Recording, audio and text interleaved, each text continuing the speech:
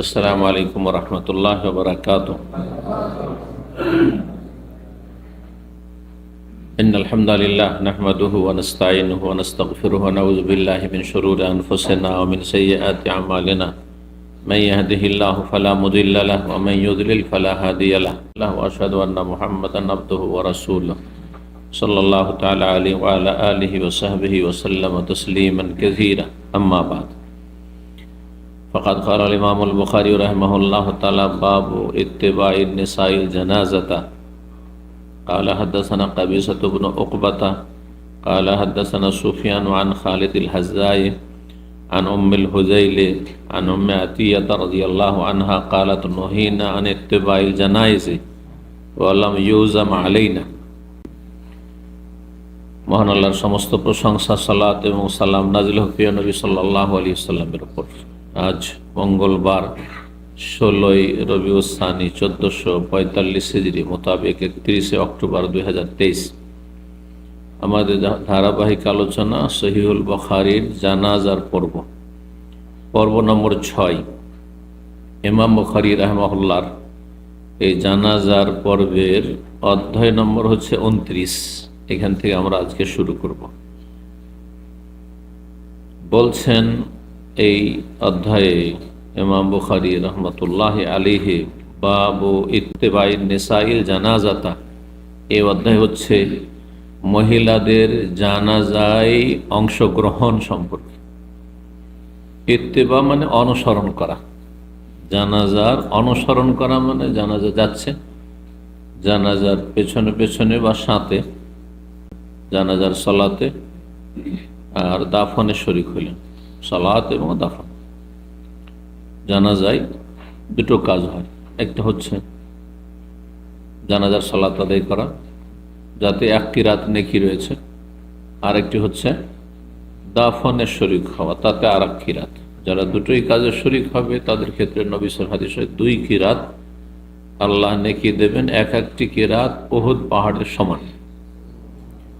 কিন্তু এটা ফরজ ওয়াজিব আদায় করার পরে কেউ যদি বলে উহুদ পাহাড়ের সমান তো হয়েই গেল একটা জানাজাতে, হ্যাঁ, একটা জানাজার দাফনে, তো ফরজ নামাজ না পড়লেও চলবে। ফজরটা পড়ি না, 4 ওয়াক্ত তো পড়ছে, আর জানাজা পড়ে তো উহুদ পাহাড়ের সমান হয়েই গেল, জান্নাত পেয়ে যাবেন। ফরজ ঠিক রেখে, এর আগে বারবার বলেছি, মালিকের ডিউটি যে টাইমটা আছে ওইটা ঠিক রেখে তারপরে ওভার টাইম। আপনি 1 ঘন্টা পেলেন না, 2 ঘন্টা পেলেন না, 10 ঘন্টা পেলেন আপনি, হ্যাঁ। অনেকেই কন্টিনিউ ওভার টাইম, জানি না সৌদি আরবে আছে কিনা, আমেরিকাতে আছে 24 ঘন্টা ডিউটি, 8 ঘন্টা আপনার ডিউটি করার পর ওভার টাইম আর 8 ঘন্টা, কোনো সময় 16 ঘন্টা, খুবই কাজের চাপ রয়েছে তখন আর 8 ঘন্টা, 24 ঘন্টা ডিউটি। এমন অনেকে ডিউটি করে। কার জন্য এটা? যে আসল ডিউটিটা করেছে তার জন্য, ঠিক না? বলছে আসল ডিউটি করবো না, বাকি ওই যে ওভার টাইমের যে 8-8-16 আছে ওইটা করবো, হবে? আসল ডিউটি তো 8 ঘন্টা, এর চাইতে অনেক বেশি বেতন ওভার টাইমের ওই 8 ঘন্টায়, তারপর আর 8 ঘন্টা তুলনা করলে। কিন্তু যদি আসল ডিউটি না থাকে তো ওভার টাইম কখনো পাওয়া যাবে না। ঠিক ওই রকমই যার ফরজ ওয়াজিব ঠিক নেই, সেই ব্যক্তি সুন্নত নফল দিয়ে নাজাত পাবে না। সহজ ভাষা, যার ফরজ ওয়াজিব ঠিক আছে তার জন্য উপকারী হচ্ছে সুন্নত নফল। আল্লাহ বুঝার তৌফিক দান করুন। তো মহিলাদের, নিসা ইমরাতুনের জমা বহু বচন। বাবু ইত্তিবাই নিসাইল জানাজাত, এই অধ্যায় হচ্ছে মহিলাদের জানাজার অনুসরণ বা জানাজায় অংশগ্রহণ, জায়েজ না নাজায়েজ। হাদিস দেখে নেন, 1278 নম্বর হাদিস বর্ণনা করেছেন উম্মে আতিয়া রাদিয়াল্লাহু আনহা কালা, তিনি বলছেন নহিনা আন ইত্তিবাইল জানাইজ। উম্মে আতিয়া রাদিয়াল্লাহু তাআলা আনহা এই জানাজার হাদিসগুলিতে খুব প্রখ্যাত সাহাবিয়া। কেন? তিনি মহিলা মাইয়াতকে গোসল দিতেন নবী সাল্লাল্লাহু আলাইহি আমলে মদিনায়, আর এই কাজে খুব পারদর্শী ছিলেন। আর অধিকাংশ এই মর্মে যে হাদিসগুলি আসছে তিনি বর্ণনা করেছেন। এর আগেও দেখেছেন প্রায় হাদিসগুলি তার থেকে বর্ণনা এসছে, জানাজা মাইয়াতের গোসলের ক্ষেত্রে, তারপরে কাফনের ক্ষেত্রে। উম্মে আতিয়া রাদিয়াল্লাহু তাআলা আনহা তিনি এই হাদিসটিও বর্ণনা করছেন। বলছেন তিনি, নহিনা আন ইত্তিবাই জানাইজে, জানাজার অনুসরণ করতে আমাদেরকে নিষেধ করা হয়েছে। আমাদেরকে নিষেধ করা হয়েছে যদি কোনো সাহাবিয়া বলেন, তো নিষেধ কে করেছেন? রাসূলুল্লাহ সাল্লাল্লাহু আলাইহি ওয়াসাল্লাম। কারণ সরাসরি রাসূল সাল্লাল্লাহু আলাইহি ওয়াসাল্লাম থেকে তারা দিন শিখছেন। আপনি আমি যদি বলি যে আমাদেরকে নিষেধ করা হয়েছে, তাহলে সেখানে কথা প্রসঙ্গে আপনার অর্থ বেরোবে। নিষেধ করা হয়েছে কর্মক্ষেত্রে আলোচনা যদি হয়, ডিউটি নিয়ে, তাহলে আপনার বসের পক্ষ থেকে, ম্যানেজমেন্টের পক্ষ থেকে, কোম্পানির পক্ষ থেকে নিষেধ করা হয়েছে, তাই না? কিন্তু ধর্মীয় বিষয় নিয়ে যদি আলোচনা হয়, তাহলে আমাদেরকে নিষেধ করা হয়েছে। সেই ক্ষেত্রে রাসূলুল্লাহ সাল্লাল্লাহু আলাইহি ওয়াসাল্লাম শরীয়তে নিষেধ করা হয়েছে, কোরআন হাদিসে। এটি সাধারণত বোঝা যায়। আল্লাহ রাব্বুল আলামিন নিষেধ করেছেন সরাসরি রাসূলুল্লাহ সাল্লাল্লাহু আলাইহি ওয়াসাল্লামকে, অথবা আদেশ করেছেন। যদি নবী সাল্লাল্লাহু আলাইহি ওয়াসাল্লাম বলেন যে আমি ওমেরত বা নহিত, আমাকে আদেশ করা হয়েছে বা নিষেধ করা হয়েছে, তাহলে আদেশ নিষেধ কে করেছেন? আল্লাহ। ওমেরতু আন আসজুদা লিসাবআতি আযম, আমাকে আদেশ করা হয়েছে বা আমি আদিষ্ট হয়েছি 7টি হাড্ডির ওপর সেজদা করার জন্য। তো নবী সাল্লাল্লাহু আলাইহি ওয়াসাল্লাম কে আদেশ করেছেন? আল্লাহ স্বয়ং। তার মানে এই সালাতের পদ্ধতি আল্লাহর পক্ষ থেকে শিখে নবী সাল্লাল্লাহু আলাইহি ওয়াসাল্লামকে আল্লাহ শিখিয়েছেন, আর নবী সাল্লাল্লাহু আলাইহি ওয়াসাল্লাম আমাদেরকে শিখিয়েছে, সাহাবায়ে কেরামদেরকে, আর তার পরম্পরায় চলে আসছে। আপনাকে ওই সালাত পড়তে হবে যেটা স্বয়ং আল্লাহ শিখিয়েছেন রাসূলুল্লাহ সাল্লাল্লাহু আলাইহি ওয়াসাল্লাম। এটা শুধু রাসূল শিখাননি, রাসূলুল্লাহ সাল্লাল্লাহু আলাইহি ওয়াসাল্লামকে আল্লাহ শিখিয়েছেন। তাহলে কেন বলবেন যে ওমর তো আমাকে আদেশ করা হয়েছে? আপনি নিষেধ করা হয়েছে বলেছেন, নহিতু আন আকরাল কোরআন রাকিয়ান আও সাজিদান, আমাকে কোরআন তেলাওয়াত করতে রুকু সিজদাতে নিষেধ করা হয়েছে। কে নিষেধ করেছেন? আল্লাহ। তাহলে এটাও শিখিয়েছেন যে রুকু সিজদাতে কোরআনের তেলাওয়াত করতে পারবে না, যে সূরা ফাতিহা শুরু করে দিবে, সূরা ইখলাস ফালাক নাস শুরু করে দিবে, রুকু সিজদায় চলবে। কিন্তু দুয়ার নিয়তে কোরআনের আয়াত পড়া যাবে, ওইটা তেলাওয়াত নয়। তখন এই দুটোতে পার্থক্য না করতে পেরে কিছু বক্তা মৌলবী ফতোয়া দিয়েছে যে কোরআনের দুয়াই করা যাবে না সিজদাতে। ভুল ফতোয়া এটি। তেলাওয়াত আর দুয়াতে কোরআনে আয়াত দিয়ে দোয়া করা, দুটোতে পার্থক্য আছে। দোয়াতে দোয়ার অংশটুকু, আর আয়াত মানে শুরু থেকে শেষ পর্যন্ত আয়াত। তো বলছেন কি আমাদেরকে নিষেধ করা হয়েছে জানাজার অনুসরণ করতে, মানে জানাজা অংশগ্রহণ করতে। ওয়ালাম ইউজাম আলাইনা, কিন্তু আমাদেরকে শক্তভাবে বলা হয়নি, শক্তভাবে অকাট্য করে বলা হয়নি। তিনি যেটা বুঝেছেন যে নবী নিষেধ করেছেন, তোমরা মহিলারা জানাজার শরীক হবে না, তোমরা কবর কাছে যাবে না, কিন্তু শক্তভাবে বলা হয়নি কথা বলছেন। কে বলছেন? আতিয়া রাদিয়াল্লাহু তাআলা। তার এইটি কি নবী সাল্লাল্লাহু আলাইহি ওয়াসাল্লামের কথা না তার বুঝ? তার কথা। কিন্তু এটি আমাদেরকে শক্ত হয়ে বলা হয়নি, মানে তার অনুভূতি যে নবী নিষেধ করেছেন, কিন্তু নিষেধটা অত কড়া ভাবে ছিল না, শক্ত ভাবে ছিল না, কঠিন ভাবে ছিল না। এটা একটি মত। তো এই মর্মে জানাজায় যদি যাওয়া যায় কবরস্থানে, তাহলে কবর জিয়ারত করা যাবে।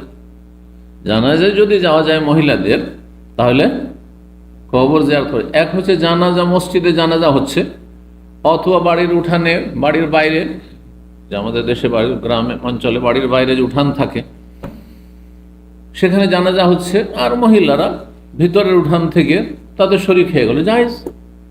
মসজিদে মহিলা সেকশনে মহিলারা আছে, আর জানাজা হচ্ছে মসজিদের ভিতরে, যেমন হারমাইন শরীফ মক্কা মদিনাতে জানাজা মহিলার পড়ে না, এটা ঠিক আছে, এতে কোনো ইখতিলাফ নেই, জায়েজ আছে।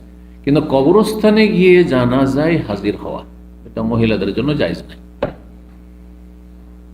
উম্মে আতিয়া রাদিয়াল্লাহু তাআলা যেটা বুঝে নিষেধ তো করেছেন রাসূলুল্লাহ সাল্লাল্লাহু আলাইহি ওয়াসাল্লাম জানাজায় শরীক হতে, কিন্তু কঠোরভাবে নিষেধ করেননি, শক্ত করে নিষেধ করেননি। তো যদি একটা জিনিস নিষেধ থাকে কিন্তু কঠোরভাবে না থাকে, তো এটা ফোকাহাদের ভাষায় কি বলা হয়? ওটাকে ফোকাহাদের ভাষায় বা ওলামাদের ভাষায় কি বলা হয়? ফিকহের ভাষায় মাকরুহ বলা হয়, অপছন্দনীয় মাকরুহ বলা হয়। নিষেধ করা হয় কিন্তু শক্ত করে বলা হয়। দাঁড়িয়ে পানি পান করতে নিষেধ করা হয়নি না? সেবা খায়, মানে সেবার জল খায় না, বিশেষ করে পান করা, খাওয়ার বিষয়টি একটু কঠিন আর শক্ত, কিন্তু পান করা নিষেধ করেছেন, কিন্তু এটি অপছন্দনীয়, শুধু মাকরুহ তানজি, জায়েজ নয়, হারাম নয়, জায়েজ নয়। জমজমের পানি পান করেছেন, উজুর পানি পান করেছে, সুতরাং সব পানি। এ কথা বলেনি যে এই দুটোই শুধু। এটা আবার কিছু লোকের আমাদের দেশে বুঝেছে, জমজম হইলে, উজুর পানি হইলে আপনি দাঁড়িয়ে পান করেন, কিন্তু অন্যগুলো না। এটা করতে বুঝলে আপনার বুঝেছে, এটা তো নবী সাল্লাল্লাহু আলাইহি ওয়াসাল্লাম বলেন। নিজের বুঝটা কোনো আলেম অন্যের উপর চাপিয়ে দিতে পারেন না। অন্যের উপর কোনটা চাপাবেন? যেটা কোরআনে হাদিসে স্পষ্ট, কিন্তু সেটা বুঝতে গিয়ে আপনার দৃষ্টিভঙ্গি আর আরেকজনের দৃষ্টিভঙ্গিতে পার্থক্য হয়ে যেতে পারে, তখন আপনি নিজের ফতোয়া অন্যের উপর চাপিয়ে দিতে পারেন। এইটা হচ্ছে ইজতিহাদের জায়গা। ইজতিহাদি মাসাইল, আমারটাই ঠিক তোমারটা বাতিল ভুল, এটা বলা যাবে। কিন্তু আকীদার বিষয় 1 1 2 হয় 3 হয় না, ওই রকম, বোঝা গেছে না? আল্লাহ আরশে, আল্লাহ সর্বত্র নয়, একটি হক আর একটি বাতিল। কিন্তু ফিকহি ইজতিহাদি মাসাইল যেখানে দৃষ্টিভঙ্গির পার্থক্য রয়েছে, এই দলিল থেকে এইভাবে নেওয়া যেতে পারে, যেমন এই মাসলা, তো সেই ক্ষেত্রে হক আর বাতিল না বললে খুব বেশি তো এটা ঠিক ওইটা ভুল এত দূর পর্যন্ত বলা যাবে, আর না হলে রাজে মার্জু এটা বেশি অগ্রাধিকার রাখে, জি, বেশি শক্তিশালী ইত্যাদি। তো যাই হোক, জানাজায় মহিলাদের যাওয়া অথবা কবর জিয়ারত করা মহিলাদের জন্য, এই মাসলাটি বলে। এই ক্ষেত্রে ওলামায়ে কেরামদের 3টি মত রয়েছে। একটি মত হচ্ছে অধিকাংশ ওলামাদের, যে জানাজায় অংশ নেওয়া মহিলাদের কবরস্থানে গিয়ে আর আপনার কবর জিয়ারত করা, তো কবর জিয়ারত করা এটি মাকরুহ, জায়েজ নয়, মানে মাকরুহ, কিন্তু হারাম বলেননি তারা যেসব দলিলগুলি পেশ করেছে তার একটি এটি। নিষেধ করা হয়েছে কিন্তু শক্ত হবে না, নিষেধ করা হয়েছে কিন্তু শক্ত হবে না। আর একটি মত হচ্ছে যে জায়েজ, কি জায়েজ, মহিলারা যেতে পারে, মহিলারা কবর জিয়ারত করতে পারে, এটি আরেকটি মত। অল্প কিছু ওলামাদের মত রয়েছে। আর আরেকটি মত হচ্ছে যে মহিলাদের জন্য কবর জিয়ারত করা আর কবরস্থানে গিয়ে জানাজা অংশ নেওয়া হারাম, না জায়েজ, হারাম, গুনার কাজ, লানতের কাজ। তাদের দলিল হচ্ছে লানা রাসূলুল্লাহ যাওয়ারাতিল কবুর, সহিহ মুসলিমের হাতে, কবর জিয়ারতকারীদের ওপর রাসূলুল্লাহ সাল্লাল্লাহু আলাইহি ওয়াসাল্লাম বা আল্লাহ লানত করেছেন। লান আল্লাহ যায়রাতিল কবর, আল্লাহ লানত, অভিশাপ রয়েছে কবর জিয়ারতকারিনী মহিলাদের ওপর। কবর জিয়ারত প্রথম যখন নবী সাল্লাল্লাহু আলাইহি ওয়াসাল্লাম মদিনা আসলেন, ইসলামের প্রথম যুগে পুরোপুরি নিষেধ ছিল যে কবর জিয়ারত করতে পারবে না, কারণ এই সদ্য নিউ মুসলিম সব শিরক কুফরি থেকে উঠে এসেছে। মূর্তি পূজা আর বুজরুকদের পূজা, নেক লোকের ওলিয়া উলিয়ার পূজা থেকে উঠে এসছে। কারণ মূর্তি পূজা মক্কার লোকেরা করতো, সেগুলি ওলিয়া উলিয়ার প্রতিমূর্তি ছিল, কিন্তু লাতুজ্জা মানাত এগুলো তাদের নেক লোক ওলিয়া উলিয়া, যেমন গৌস কুতুব, আবদাল আর জিলানি, চিশতি, ওই রকমই তাদের কাছে। আমাদের মুসলিম সমাজের যারা বেরলভী মাজার পূজারী, তাদের কাছে যেমন জিলানি, চিশতি, আর শাহ জালাল, শাহ পুরাণ, ঠিক তেমনি মক্কার কাফেরদের কাছে লাতুজ্জা মানাত হবল, জি, এগুলি তো শিরক ছেড়ে এসছে।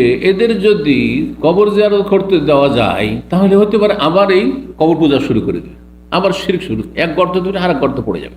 যেন প্রথম টোটালি নিষেধ ছিল, পুরুষ মহিলা সবার জন্য নিষেধ ছিল, প্রথম স্তর। এই মর্মে নবী সাল্লাল্লাহু আলাইহি ওয়াসাল্লাম বলছেন যে কুনতু নাহাইতুকুম আন জিয়ারাতিল কবর, আমি তোমাদেরকে কবর জিয়ারত করতে নিষেধ করতাম, এর আগে নিষেধ করেছি।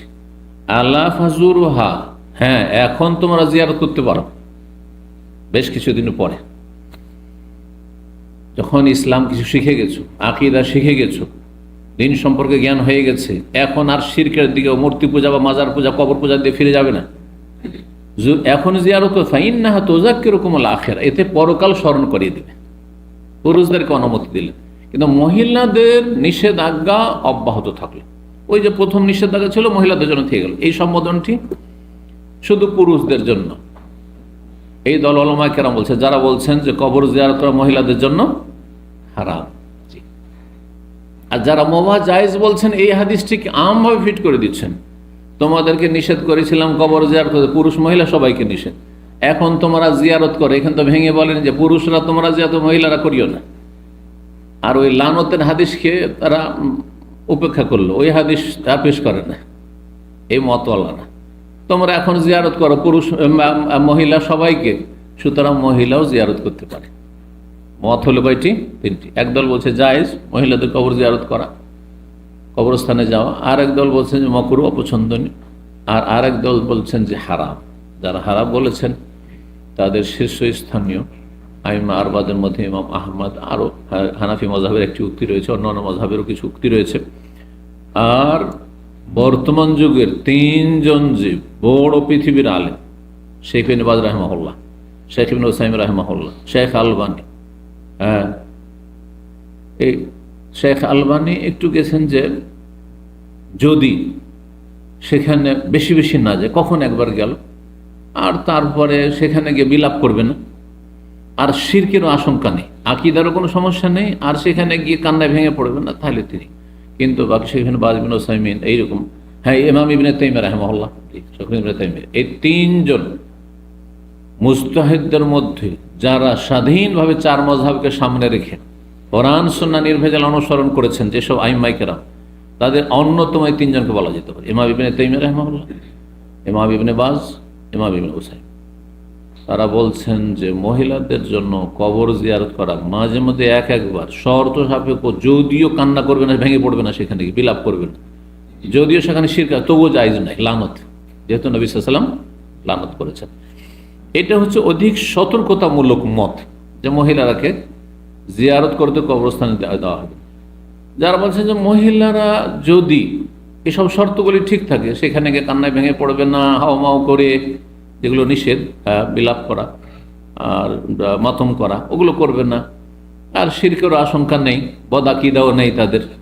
বদাকিদাওয়ালারা মাজারে গেলে দেখেন না কীভাবে সিজদায় লুটিয়ে পড়েছে, আল্লাহর সামনে কোনোদিন কান্না করতে পারবে না যারা মাজারে কান্না করে, দেখেছি ওদেরকে, আউযুবিল্লাহি মিনাশ শাইতানির রাজিম। তো কি বলছিলাম, যে যারা বলছেন যে এই শর্তগুলি ঠিক থাকলে যেতে পারবে, তারা একটি হাদিস পেশ করেছেন সহিহ মুসলিমের। মা আয়েশা রাদিয়াল্লাহু তাআলা বলছেন, ইয়া রাসূলুল্লাহ, এই কবর জিয়ারতের দোয়া হিসেবে আমরা কি বলতে পারি? কবর জিয়ারতের দোয়া হিসেবে কি বলতে পারি? তো নবী সাল্লাল্লাহু আলাইহি ওয়াসাল্লাম তখন দোয়া শিখেছেন। এই কথা বলে যে মহিলা তোমরা যেতে পারবে না, এ কথা বলেননি। তোমরা বলতে পারবে আসসালামু আলাইকুম আহলাদ দিয়ার মিনাল মুমিনিন ওয়াল মুসলিমিন ওয়া ইন্না ইনশাআল্লাহু বিকুম লালাহিকুন, নাসালুল্লাহ লানা ওয়া লাকুমুল আফিয়া। এই দলিলটা পেশ করতে আয়েশা রাদিয়াল্লাহু আনহা নবী সাল্লাল্লাহু আলাইহি ওয়াসাল্লাম দোয়া শিখেছেন। কিন্তু দোয়া শিখানো মানে কবর জিয়ারতের অনুমতি নয়। দোয়া শিখানো এই জন্য হইতে পারে যে কবর পাশ দিয়ে রাস্তার ওখান দিয়ে হেঁটে যাচ্ছে, আর এটাই ঠিক। যে কোনো মহিলা কবরস্থানের পাশ দিয়ে যাচ্ছে, হেঁটে যাচ্ছে অথবা গাড়িতে যাচ্ছে, যখন আপনি এয়ারপোর্টে রোডে যাবেন, পাশে তো ডান হাতে কবরস্থান, হ্যাঁ, বা একটু ডান দিকে ঢুকলেই তো আপনার কবরের পাশ দিয়ে অনেক সময় গাড়ি যাচ্ছে, হ্যাঁ, মহিলা যাচ্ছে তার স্বামীর সাথে অথবা কারোর সাথে, সালাম বলবে, সালাম বলবে কবরস্থানের পাশ দিয়ে যখন যাচ্ছে, তখন এই দোয়া পড়বে। কিন্তু মহিলারা কবর জিয়ারত করতে যাবে এটি জায়েজ নয়, কারণ লানত রয়েছে। লানত কাবিরা গুনাহ ছাড়া আর হারাম ছাড়া মাকরুহ, অপছন্দনীয় কাজ বলে লানত হইতে পারে। আশা করি বিষয়টি স্পষ্ট। এই জন্য সতর্কতামূলক মত হচ্ছে যে মহিলাদের কবর জিয়ারত জায়েজ নয়। অনেকের সংশয় হইতে পারে যে মসজিদ নববীতে তো মহিলাদের জন্য রিয়াজুল জান্নাহ বা রওজা খোলা হচ্ছে, এটা কিন্তু অনেকের জন্য ধোঁকার কারণ হইতে পারে, ভুল বুঝতে পারে। রওজাতে শুধু সালাত আদায় করার জন্য খোলা হচ্ছে, কবর জিয়ারত সামনের দিক থেকে, সামনের দিকে কোনো সময় মহিলাদেরকে যেতে দেওয়া হয়, সালাম পড়ার জন্য যে জায়গা, ওখান দিয়ে কোনোদিন মহিলারা যায়? ওই বাবু সালাম দিয়ে কখনো মহিলাদের খোলা হয়। এদিক থেকে মহিলা সেকশন থেকে খোলা হয় কোন দিকে যাওয়ার জন্য? রওজায় যাওয়ার জন্য। আর রওজায় গিয়ে সালাত পড়ে সেখান থেকে বিদায়, এইটা হয় মহিলাদের জন্য খোলা। উম্মে আতিয়া রাদিয়াল্লাহু তাআলা আনহা, তাহলে সাহাবীদের মধ্যে এরকম মত ছিল যে শক্তভাবে নিষিদ্ধ নয়, কিন্তু নিষেধ করেছেন, কিন্তু শক্তভাবে হারাম নয়। তাহলে উম্মে আতিয়া রাদিয়াল্লাহু তাআলার মতে, কিন্তু তার বুঝ, এই বুঝটি লানতের হাদিসের খেলাফ। লান আল্লাহ যায়রাতিল কবর বা যাওয়ারাতিল কবর, কবর জিয়ারতকারীদের উপর আল্লাহ লানত রয়েছে, এই হাদিসের পরিপন্থী আপনার বুঝ। 30 নম্বর অধ্যায় বলছেন বাবু ইহদাদিল মারআতি আলা গায়রি যাওজিহা। এই অধ্যায় হচ্ছে মহিলার শোক প্রকাশ করা স্বামী ছাড়া অন্যের ওপর। স্বামী ছাড়া অন্যের ওপর মহিলা বা পুরুষ যে কোনো ব্যক্তি শোক প্রকাশ করতে পারে। কয়দিন? 3 দিন। কিন্তু স্বামীর জন্য 4 মাস হয় না। আর স্ত্রীর জন্য? এখানে গিয়ে অনেকে থমকে যায়, কারণ ওই যে গণতন্ত্রে বিশ্বাসী, সমান সমান অধিকার, আপনার ভোট যতটা মূল্য রাখে আপনার স্ত্রীর ভোট অতটা মূল্য রাখে। কথা বোঝা গেছে? আল্লাহর ওলির ভোটের যত মূল্য, আল্লাহর দুশ্মন আবু জাহেলও যদি আজকে চলে আসে ওর ভোটের একই মূল্য। আজকে দুনিয়াতে যদি আবু জাহেলের মতো মেলা কেউ আছে দুনিয়াতে, আবু জাহেলের ভোটের যে মূল্য, মুহাম্মদ সাল্লাল্লাহু আলাইহি ওয়াসাল্লামের ভোটের তাই মূল্য, ঠিক না? এটা নয় কি গণতন্ত্র? গণতন্ত্র কি করে সমর্থন করতে পারে? ইসলামী গণতন্ত্র আমি যেন বলি, এবং ওলামারা বলেছে ইসলামী গণতন্ত্র বলা মানে ইসলামী মদ, ইসলামী জেনা, ইসলামী জুয়া, ইসলামী সুদ, কথা বলছে ইসলামী ঘুষ, ঠিক ওই রকম হচ্ছে ইসলামী গণতন্ত্র। বুঝতে পেরেছেন? আল্লাহ হেদায়েত দান করুন। ইসলামকে ব্যবহার করে দুনিয়া হাসিল করা, এটা হচ্ছে ইসলামী গণতন্ত্রের নাম, ওর ব্যাখ্যা, এটা হচ্ছে উদ্দেশ্য তাদের।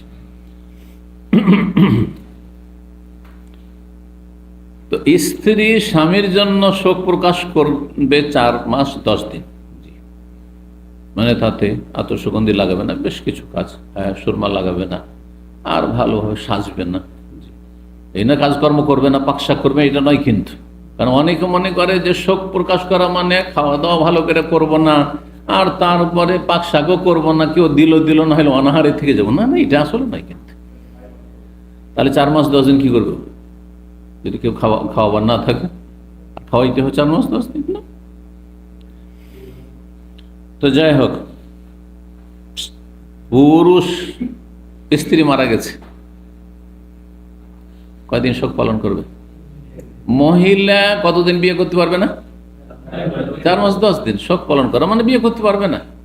কিন্তু পুরুষ, এই মশলা অনেকে জিজ্ঞাসা করে যে ঠিক আছে মহিলা তো 4 মাস 10 দিন, পুরুষ স্ত্রী মারা গেছে তার কয়দিন পরে বিয়ে করতে পারবে? দেখি আপনাদের মধ্যে কে মুফতি হতে পারে।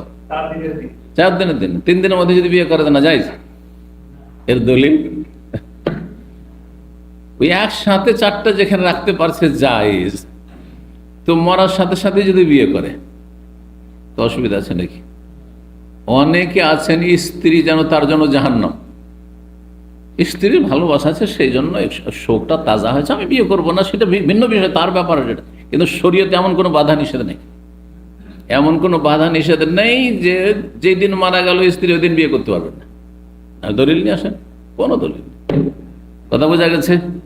মহিলারা সব অসন্তুষ্ট হয়ে যাবে যে কি অবিচার যেন করা আছে, আউযুবিল্লাহ। না, ওটা হিকমত রয়েছে। আজকাল কাফেররা, মেডিকেল সায়েন্স সে এই বিষয়টি স্পষ্ট করেছে যে 4 মাস 10 দিন পর্যন্ত অন্য কোথাও বিয়ে বসতে পারবে না মহিলা। কেন?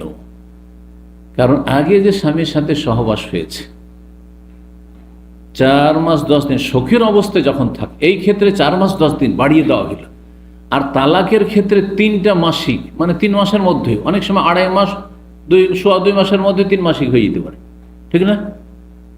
বাচ্চা ভূমিষ্ঠ হলে সাথে সাথে, ধরেন 1 মাসের মধ্যে বাচ্চা ভূমিষ্ঠ, 1 মাসে ইদ্যত শেষ। এই 3 রকম ইদ্যত কেন? এই বিষয়ে আমি অনেক আগেই পড়েছিলাম আর্টিকেল, কিন্তু এখন সোশ্যাল মিডিয়াতে এসছে, এখন দেখেন ফেসবুকে এই তথ্যগুলো এসছে সাধারণ লোকের সামনে, কিন্তু আমি অনেক এর আগে পড়েছিলাম। একজন নারীর সাথে একজন পুরুষ, স্ত্রীর সাথে যে স্বামী মিলিত হয়েছে, তারপরে অন্য কোনো পুরুষের সাথে যদি মিলন হয়, তাহলে তাতে সে মহিলার ক্ষতি হতে পারে। হ্যাঁ, মহিলার বড় ধরনের শরীর স্বাস্থ্যের ক্ষতির ঝুঁকি রয়েছে, মারাত্মক রোগে আক্রান্ত হওয়ার ঝুঁকি রয়েছে। এই ঝুঁকিটা শেষ হয়ে যাবে কখন?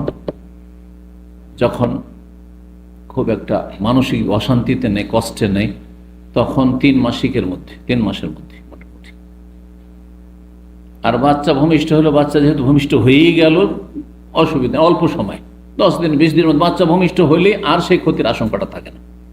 নেফাস থেকে পাক হইলে আর তারপরে বিয়ে হওয়ার সাথে সহবাস হলে কোনো ক্ষতি নেই, ওই মহিলার কোনো ক্ষতি হবে না স্বাস্থ্যের। কিন্তু যখন স্বামী মারা যায়, স্বাভাবিক শোকে ভেঙে পড়ে, স্বামী মারা গেছে, যখন শোকের অবস্থায় থাকে, তখন তাকে এই যে স্বামীর সাথে যে মিলন হয়েছে, তারপর অন্য পুরুষের সাথে মিলন যদি 3 মাসের মধ্যে, তাতেও ক্ষতির আশঙ্কা রয়েছে। এই জন্য আল্লাহ বাড়িয়ে দিয়েছেন যিনি আহকামুল হাকিমিন, যিনি প্রজ্ঞাবান বিজ্ঞানময়, হ্যাঁ, যার নাম হাকিম, যে 4 মাস 10 দিন, 4 মাস 10 দিন যখন হয়ে যাবে, তখন তারপরে বিয়ে বসলে অন্য পুরুষের সাথে যখন মিলন হবে, নতুন স্বামীর সাথে, আগের স্বামীর সাথে তার সাথে আর কোন রকমের সম্পর্ক নাই, সুতরাং আর কোনো ক্ষয়ক্ষতির আশঙ্কা নেই। এই জন্য যারা বেশ্যা, পতিতা অথবা একাধিক পরকীয়া, পরনষ্ট, যারা পরকীয়ায় লিপ্ত যেসব মহিলারা একাধিক পুরুষের সাথে যাদের মিলন হয়, তাদের মারাত্মক রোগে আক্রান্ত হওয়ার বড় ধরনের ঝুঁকি থাকে।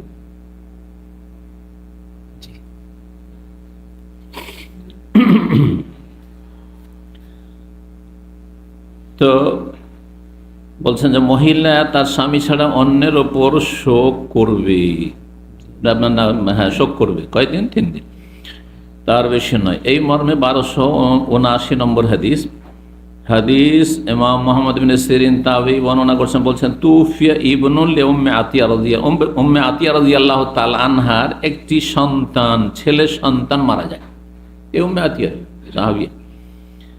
ফালাম্মা কানা লিয়াউমুস সালিস, যখন 3য় দিন হলো, 3 দিন হয়েছে মারা যাওয়া, দাআত বিসুফরাতিন, তখন হলুদ বর্ণ, সুফরা মানে আসফার থেকে হলুদ বর্ণ, আর হলুদ রং দিয়ে একটু কি হয়, সৌন্দর্য হয়। আর মহিলাদের সুগন্ধির ক্ষেত্রে যেটাতে সৌন্দর্য বাড়ায় সেটা তাদের জন্য উত্তম, আর পুরুষদের ক্ষেত্রে যেটাতে সেন্ট ঘ্রাণ রয়েছে সেটা উত্তম। পুরুষরা মহিলাদের মতো মেকআপ করবে না, করে, কিন্তু মহিলাদের ক্ষেত্রে মেকআপ সাজবে। মহিলারা যদি আবার এমন সুগন্ধি ব্যবহার করে যেটাতে দূর দূর পর্যন্ত সেন্ট চলে যাচ্ছে, তাহলে বেগানা পুরুষ সে সেন্ট পেতে পারে, তখন সে কবিরা গুনাহ করবে। হ্যাঁ, নবী সাল্লাল্লাহু আলাইহি ওয়াসাল্লাম বলেছে এইসব মেয়েরা হচ্ছে জানিয়ে, যদি তাদের শরীরের আতরের সুগন্ধি রাস্তা দিয়ে যাচ্ছে, আতর সেন্ট পারফিউম মেরে রাস্তায় বেরোচ্ছে, এটা অসতী মেয়ে। তো উম্মে আতিয়া রাদিয়াল্লাহু তাআলা আনহা যখন 3য় দিন হইল, তখন তিনি হলুদ বর্ণ কি সুগন্ধি এনে রাখলেন, যাতে সৌন্দর্য বাড়াবে, হ্যাঁ, কিন্তু তাতে সেন্ট হবে না, সুফরা এরকম। ফাতামাসসাহাত বিহি, আর সেটা গায়ে হাতে মেখে নিলেন, মালিশ করে নিলেন, মাসাহ মেখে নিলেন, মলে নিলেন। ওয়াকাল, তারা বললেন নহিনা নহিদা আকসারা মিন সালাসি ইল্লা বিজাওজ, আমাদেরকে নিষেধ করা হয়েছে 3 দিনের বেশি শোক প্রকাশ করতে, একমাত্র স্বামী ছাড়া। আর আমার ছেলে মারা গেছে 3য় দিন, এই জন্য আমি কি করলাম, একটু সুগন্ধি ব্যবহার করে নিলাম, হলুদ বর্ণ। এখন তো না পয়সা হয়েছে আর মেকআপও চলে এসছে মার্কেটে, তাই না? কিন্তু এক সময় এগুলো ছিল না, সেই জন্য আমাদের বিয়ের শাদীতে ছেলে মেয়েদেরকে হলুদ মাখাইত। এখনো পরম্পরা গ্রাম অঞ্চলে চলে আসছে, তাই না? ছেলেও হলুদ মাখে আর মেয়েকে তো মাখাবে, আর এই মাখাতে গিয়ে যে নোংরামি অশ্লীলতার শেষ নেই। মেয়েকে হলুদ মাখাচ্ছে তার মামাতো ভাই, খালাতো ভাই, চাচাতো ভাই, আর তার দুলা ভাই, আউযু বিল্লাহি মিনাশ শাইতানির রাজিম। আর ছেলেকে হলুদ মাখাচ্ছে তার চাচাতো বোন, খালাতো বোন, মামাতো বোন, গ্রামের সব, হ্যাঁ, মহিলারা, মেয়েরা, যুবতীরা, আউযু বিল্লাহ। এগুলি হারাম কাবিরা গুনাহ, এগুলো বিয়েতে অশ্লীলতা, আর এগুলো বিয়ের বরকতকে নষ্ট করে দেয়। আর এগুলোর কারণে তালাক বেশি। যখন বরকত নষ্ট হয়ে যায় তখন এসব বিয়ে শাদী টিকে নাই। তো মেখে নিলেন আর বললেন যে আমাদেরকে নিষেধ করা হয়েছে, যেন আমি এটা মেখে নিলাম। 1280 নম্বর হাদিস, হাদিস জাইনাব বিনতে আবি সালমা বর্ণনা করছেন। আবু সালমার মেয়ের নাম ছিল জাইনাব। কাল, তিনি বলছেন, লাম্মা জানা আবি সুফিয়ান মিনাশ শাম,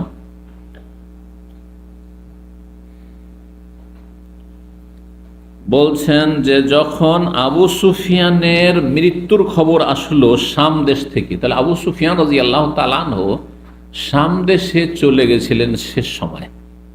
শাম দেশে মুআবিয়া রাদিয়াল্লাহু তাআলা তার ছেলে, সেখানে আমির প্রথম দিকে গভর্নর, আর তারপরে তখন হাসান রাদিয়াল্লাহু তাআলা আনহুর 6 মাসের খেলাফতে পরে তিনি দীর্ঘ 20 বছর খলিফা। তো আবু সুফিয়ানের এন্তেকালের খবর আসলো, চলে গেছেন শাম দেশে হিজরতে, ওখানেই মারা গেছিলেন। দাত উম্মে হাবিবা রাদিয়াল্লাহু আনহা তখন নিয়ে ডাকলেন বেসুফরাতিন, এক ধরনের হলুদ বর্ণ সুগন্ধি, ফিল ইয়াউমিস সালিস, তৃতীয় দিন। বাবা মারা গেছে 3 দিনের দিনে বললেন যে একটু আমাকে কি দাও, সুগন্ধি দাও। ফামাসাহাত আরিদাইহা, আর তারপরে সেই সুগন্ধি মেখে নিলেন 2 গালে। আরেজন মানে গাল, কিন্তু বাংলা অনুবাদও গায়ে করে দিয়েছে। আমার মনে হচ্ছে গালেই লিখেছে, লটা অন্তস্থ ইয়া হয়ে গেছে। এটা যখন ওই কম্পোজ যে করেছে, কম্পিউটার লিখেছে, তার অজ্ঞতা, জেহালত, কারণ সে তার আরবি বুঝে না যে আরেজন মানে গাল, খাদ্দুন মানে গাল, এটা হচ্ছে সহজ আরবি, আর আরেজন মানে গাল। তো মুখে মেখে নেন, মুখমণ্ডল চেহারাতে মেখে নিলেন। আর কিছু জেরা, 2 হাতে, জেরা হচ্ছে এটি বাহু, হাতে মেখে নিলেন, এতটুকু মেখে নিলেন। বাবা মারা গেছে, 3 দিনের বেশি আর শোক করবো না, এটা প্রকাশ করার জন্য, এটা জানিয়ে দেওয়ার জন্য। ওয়াকালা, তার বললেন, ইন্নী কুনতু আন হাযা লাগানিয়া, আমি এই সুগন্ধির মুখাপেক্ষী নই, কারণ নবী সাল্লাল্লাহু আলাইহি ওয়াসাল্লাম মারা গেছেন আমার স্বামী। উম্মে হাবিবা রাদিয়াল্লাহু আনহা আবু সুফিয়ানের কন্যা, নবী সাল্লাল্লাহু আলাইহি ওয়াসাল্লামের সহধর্মিণী, উম্মুল মুমিনিন, আমাদের মা। তো বলছে আমার এর কোনো প্রয়োজন নেই, কারণ আমি বিধবা, তারপরে বয়সিকা, বুড়ি হয়ে গেছেন, তারপরে আমার আর বিয়ের কোনো বৈধতা নেই কিয়ামত পর্যন্ত। কারণ নবী সাল্লাল্লাহু আলাইহি ওয়াসাল্লাম আজওয়াজ মুতাহারাত, কোন উম্মতের জন্য বিয়ে করা হারাম। কোরআন দ্বারা সূরা আহজাবে আল্লাহ রাব্বুল আলামিন হারাম ঘোষণা করেছেন, ওয়ালা আন তানকিহু আজওয়াজাহু মিন বাদিহি আবাদা, আল্লাহ বলছেন তার সহধর্মিণী বিবিগণকে তোমরা কেউ বিয়ে করতে পারবে না।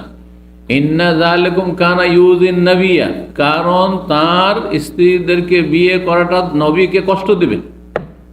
স্বাভাবিক,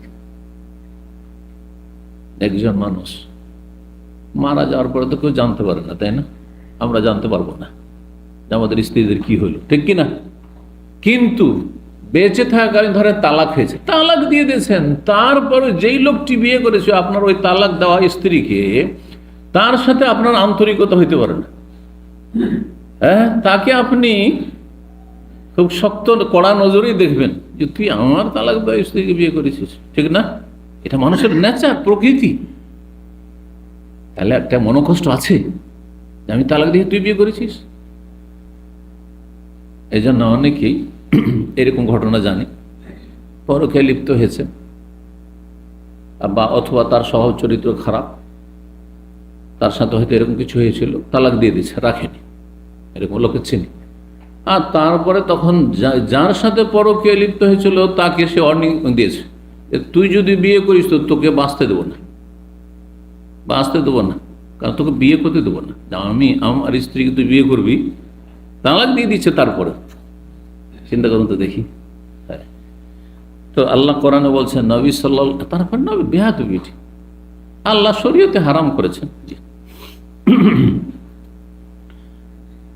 আপনার বাপের স্ত্রী সৎ মা হারাম না? বাপের চাইতে বড় সম্মান মর্যাদা আল্লাহ দিয়েছেন কাকে? রাসূলুল্লাহ সাল্লাল্লাহু আলাইহি ওয়াসাল্লামকে। স্ত্রী কি করে বিয়ে করবে, ঠিক না? কোন উম্মতের জন্য জায়েজ না। তো বলছেন যে আমার কোনো প্রয়োজন ছিল না, লাউলা আন্নী সামিআতুন নবী, যদি আমি নবী সাল্লাল্লাহু আলাইহি ওয়াসাল্লাম থেকে এই হাদিস না শুনতাম, কি ইয়াকুলু, তিনি বলেছেন, লা ইয়াহিল্লু লিইমরাতিন, কোন নারীর জন্য হালাল নয়, মানে হারাম, তুমিনু বিল্লাহি ওয়াল ইয়াউমিল আখির, যে আল্লাহ এবং পরকালে বিশ্বাস রাখে, আন তুহিদ্দা আলা মাইয়িতিন, কোন মৃত ব্যক্তির ওপর শোক প্রকাশ করে, ফাওকা সালাসিন, 3 দিনের বেশি, ইল্লা আলা যাওজ, একমাত্র স্বামীর ওপর, ফাইন্নাহা তুহিদ্দু আলাইহি আরবাতা আশহুরিন ওয়া আশরা, স্বামীর ওপর 4 মাস 10 দিন শোক প্রকাশ করবে, যা আল্লাহ কোরআনে কারীমে বর্ণনা করেছেন সূরা বাকারায়।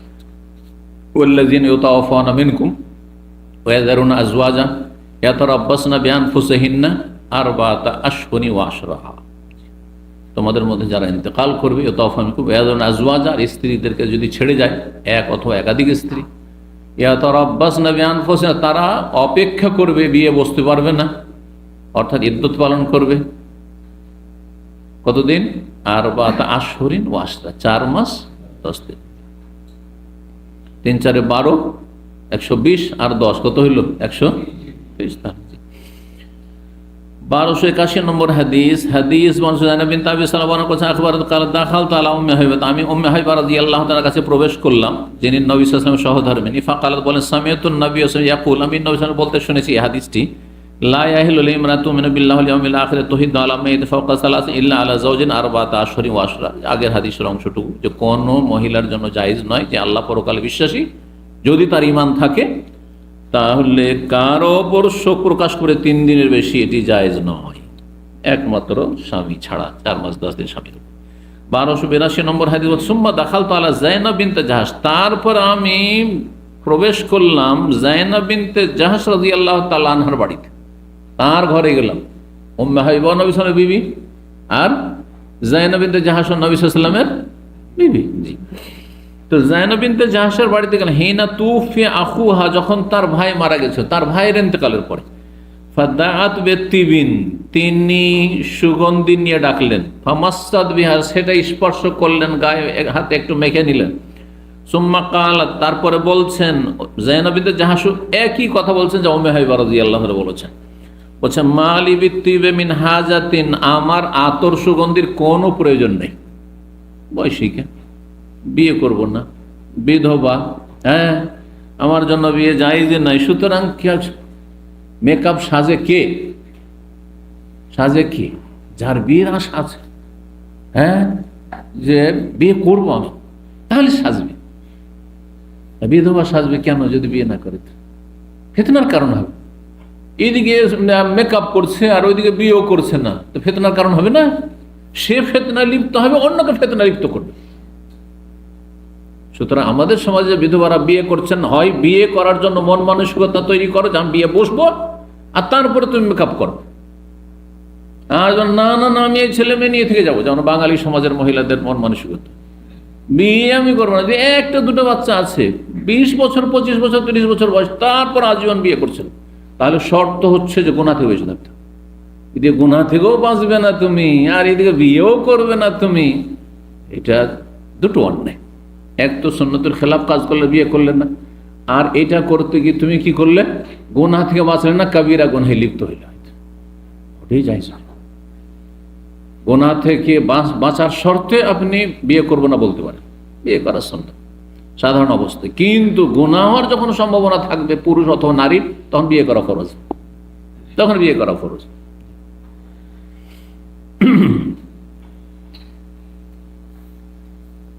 তো বলছেন যে আমার কোন আতর সুগন্ধির প্রয়োজন ছিল না, গায়রান্নি সামিতু রাসূলুল্লাহ সাল্লাল্লাহু আলাইহি আলাল মেম্বারে, কিন্তু আমি শুনেছি রাসূলুল্লাহ সাল্লাল্লাহু আলাইহি ওয়াসাল্লাম বলতে, মেম্বারের ওপর চেপে, অর্থাৎ খুতবাতে তিনি বলেছেন, ইয়াকুল, তিনি বলেছেন, লা ইয়াহিল্লু লিইমরাতিন তুমিনু বিল্লাহি ওয়াল ইয়াউমিল আখির তুহিদ্দু আলা মাইয়িতিন ফাওকা সালাসিন ইল্লা আলা যাওজিন আরবাতা আশহুর। কোন মহিলার জন্য জায়েজ নয় যে আল্লাহ পরকালে বিশ্বাসী কোন ব্যক্তির ওপর শোক প্রকাশ করবে 3 দিনের বেশি, একমাত্র স্বামী ছাড়া, স্বামীর ওপর 4 মাস 10 দিন।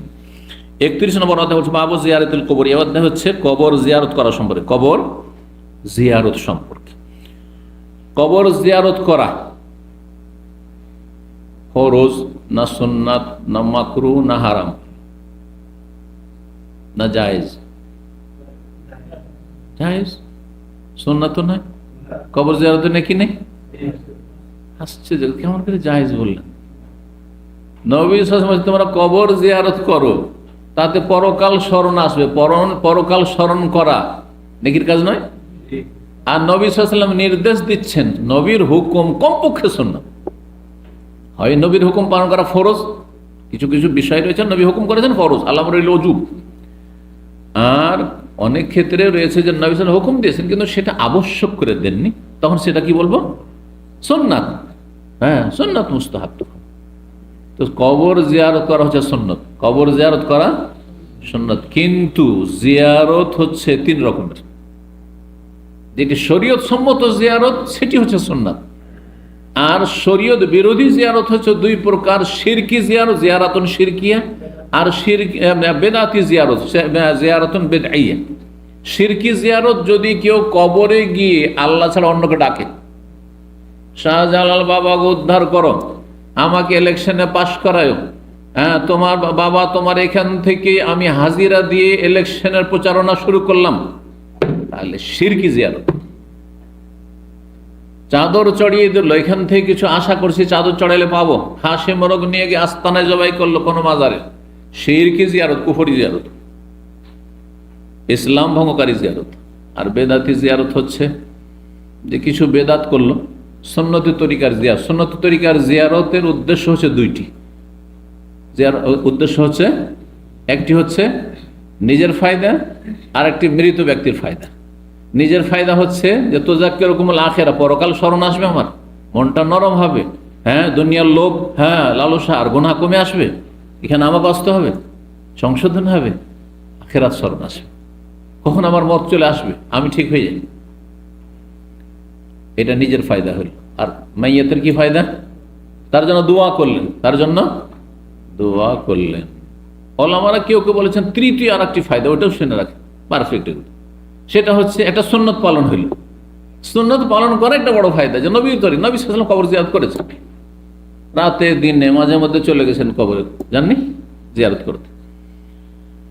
তো জিয়ারত মানে দেখা, কিন্তু আর তারপরে গিয়ে দোয়া করলেন, তখন তার সাথে প্লাস দোয়া হইল। তো কি বলছিলাম? কবর জিয়ারতের কথা। বেদাতি জিয়ারতের কিছু উদাহরণ দিই। যেমন আমাদের দেশে যারা বিভিন্ন বেদাতে জড়িয়ে আছে তাদের জিয়ারতের কথা বলছি। আমি যখন মাদ্রাসার ছাত্র দর্শি জামাতে পড়ি, বয়স তখন 13-14।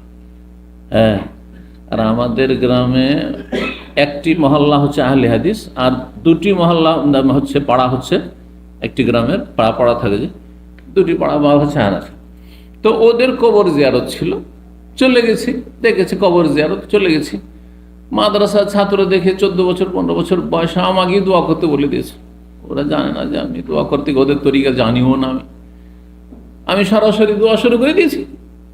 দোয়াটা যখন শেষ করলাম, তখন কিছু বুড়া হানাফিগুলো, বিদাতিগুলো বলছে যে জিয়ারত হলো না, জিয়ারত হলো না। তো আমি তো অল্প বয়সে তো ভয় পেয়ে গেছি, জিয়ারত হলো না, কি ভুল করলাম। আমি এতটাই জানি, আলেদের সমাজে এটাই শিখেছি, আর তারপর মাদ্রাসায় যেটুকু জানছি এইটুকুই জানছি। না, এতবার কুল পড়তে হইতো, আছে কিন্তু আমি সমাজ আছে না? কতবার? আর মনে হয় 11 বার না কতবার বলেছিল, কত? হ্যাঁ, 7 বার। এক দেখেন, বেদাতের কোন স্টপেজ না, নন স্টপেজ। কোন এলাকার বেদাতি 11 বার, কোন এলাকার বেদাতি 7 বার, কোন এলাকার 3 বার। হ্যাঁ, কোন এলাকার বেদাতি সূরা ফাতিহা পড়বে, ফাতিহা করেন। হ্যাঁ, আর কোন এলাকার বেদাতি ইখলাস ফালাক নাস পড়বে। হ্যাঁ, আর দরুদ শরীফ এতবার। আমার মনে হয় 11 বার দরুদ করে। এই 11 বার দরুদ। তাহলে 15 বছর বয়সের কথা, তারপরে যে পয়েন্ট করে দিলাম। তো 11 বার কথাটা শুধু মনে আছে, কিন্তু দুরুদের ক্ষেত্রে আসলে বলেছে, আমি তো কিছুই পড়িনি। হ্যাঁ, সবগুলি বেদাত কিন্তু, যেগুলো তারা বলছে, এটা হচ্ছে বেদাতি জিয়ারত। এটা হচ্ছে তারপরে চারিদিক থেকে কবরটাকে ঘিরে, একদম এদিক সেদিক কোথাও যেতে দেবো না, একদম জান্নাতে ঢুকে আসবো চারিদিক থেকে, কিবলা পিছন দিয়ে করে। সুন্নতের খেলা, সুন্নতি জিয়ারত নাই। সুন্নতি জিয়ারত কিবলামুখী হয়ে, কিবলামুখী হয়ে দোয়া করবে, আল্লাহর কাছে দোয়া করবে। তারপরে সুন্নতের খেলাফ আরেকটি শোনেন, কবর জিয়ারত হচ্ছে ঈদের দিন, ঈদ পড়ার পরে দলে দলে কবর জিয়ারত, বেদাতি জিয়ারত। হ্যাঁ, তারপরে 15 শাবান, যেটার নাম শবে বারাত, দলে দলে জিয়ারত, কবর জিয়ারত রাত্রে। বেদাতি জিয়ারত, বোঝা গেছে? চলেন জুমা পড়ার পরে, জুমার পরে জিয়ারত, বেদাতি জিয়ারত। সফর করে গেলেন জিয়ারতের জন্য, বেদাতি জিয়ারত। নবী সাল্লাল্লাহু আলাইহি ওয়াসাল্লাম 3 মসজিদ ছাড়া কোথাও নেকির আশায় সফর করতে নিষেধ করেছেন। আপনার বাবার কবর সেই জন্য যাচ্ছেন, ওটা আলাদা কথা। কিন্তু না, আমি সফর করে আমার ডিস্ট্রিক্ট থেকে অন্য ডিস্ট্রিক্টে যাবো, সেখানকার কবরস্থান জিয়ারত করতে জায়েজ নয়। আপনার কবর জিয়ারত করতে, গ্রামের কবর যথেষ্ট। যারা বেদাতি আর মাজার জিয়ারত করতে যায়, তারা এইটা বাহানা এটাও করে যে কবর জিয়ারতের কথা তো ইসলামে আছে, আর আমরা শাহজালাল কবর জিয়ারত করতে যাচ্ছ না, তার কাছে চাইতে যাচ্ছ, তার কাছে কিছু পাবোই আসে যাচ্ছ। ইসলাম শেখাচ্ছে তাকে কিছু দেবো এই জন্য যাচ্ছি, মানে দোয়া দিব সেই জন্য যাচ্ছি, আর তোমরা তার কাছ থেকে পাবো সেই জন্য যাচ্ছে, উল্টে দিয়েছে। তৌহিদি জিয়ারতকে শিরকি জিয়ারতে আর বেদাতি জিয়ারতে পরিণত করেছে। তা আশা করি উদাহরণগুলির মাধ্যমে বোঝা গেছে বেদাতি জিয়ারত কাকে বলে, আর শিরকি জিয়ারত কাকে বলে, আর ইসলামী জিয়ারত, এই জিয়ারত কাকে বলে। শরীয়ত সম্মত জিয়ারত হচ্ছে সুন্নাত, ফরজ নয়, ভালো করলে নাকি। তো কবর জিয়ারতের কথা বেশ। তারপরে আরেকটি অধ্যায় আসছে লম্বা, 1283 নম্বর হাদিস বর্ণনা করেছেন আনাস বিন মালিক রাদিয়াল্লাহু তাআলা আনহু বলছেন, মাররান নবী সাল্লাল্লাহু আলাইহি ওয়াসাল্লাম ইমরাতিন তাবকি ইনদা কবরিন। নবী সাল্লাল্লাহু আলাইহি ওয়াসাল্লাম একবার অতিক্রম করলেন এক মহিলার পাশ হয়ে, যেই মহিলা কান্না করছিল একটি কবরের পাশে। একটা কবর, বাচ্চার কবর, তার ছেলে মারা গেছে, আর সেই কবরের পাশে দাঁড়িয়ে সেই মহিলা কান্না করছে, চলে গেছে, থামতে পারেনি, ছেলের কবর কাছে গিয়ে দাঁড়িয়ে আছে। ফাকাল, নবী সাল্লাল্লাহু আলাইহি ওয়াসাল্লাম তাকে দেখো, ইত্তাকিল্লাহ ওয়াসবিরি, আল্লাহকে ভয় করো আর ধৈর্য ধারণ করো, আল্লাহকে ভয় করো, কি করছো তুমি? কালা, তো মহিলা কিন্তু নবী সাল্লাল্লাহু আলাইহি ওয়াসাল্লাম কোনোদিন সরাসরি সচক্ষে দেখেনি, হয়তো প্রথম দিকেই ছিল, মদিনা আসার পরে হিজরত হওয়ার প্রথম দিকে ছিল। এলাইকা আননি, এলাইকা মানে দূরে সরা, আননি মানে আমার থেকে, যান যান যান, দূরে যান, যান, আপনার কাজ আপনি করেন। বেনামাজি গুলোকে যদি প্রভাবশালী বেনামাজি হয় অথবা গায়ে জোর আছে, 18-20 বছরের বেনামাজি রাস্তায় বসে আছে, যদি কোনো মৌলবি বলে যে চলো নামাজ পড়তে চলো, যান, নিজের কাজ নিজে করেন, আপনি আপনার কাজ করেন, বলে না, বলে না? এই মন মানসিকতা নিয়ে বললে স্পষ্ট কুফরি বিল ইজমা, কারণ সে সালাতকে যেন প্রত্যাখ্যান করলে, এই জন্য এই ধরনের ভাষা করল। আর যারা হয়তো ভুল স্বীকার করেছে, হুজুর দোয়া করিয়েন পাঠি, বেনামাজি নামাজটা পড়েন, হুজুর দোয়া করিয়েন, আমার দোয়া দিয়ে কি হবে আপনি চেষ্টা না করলে।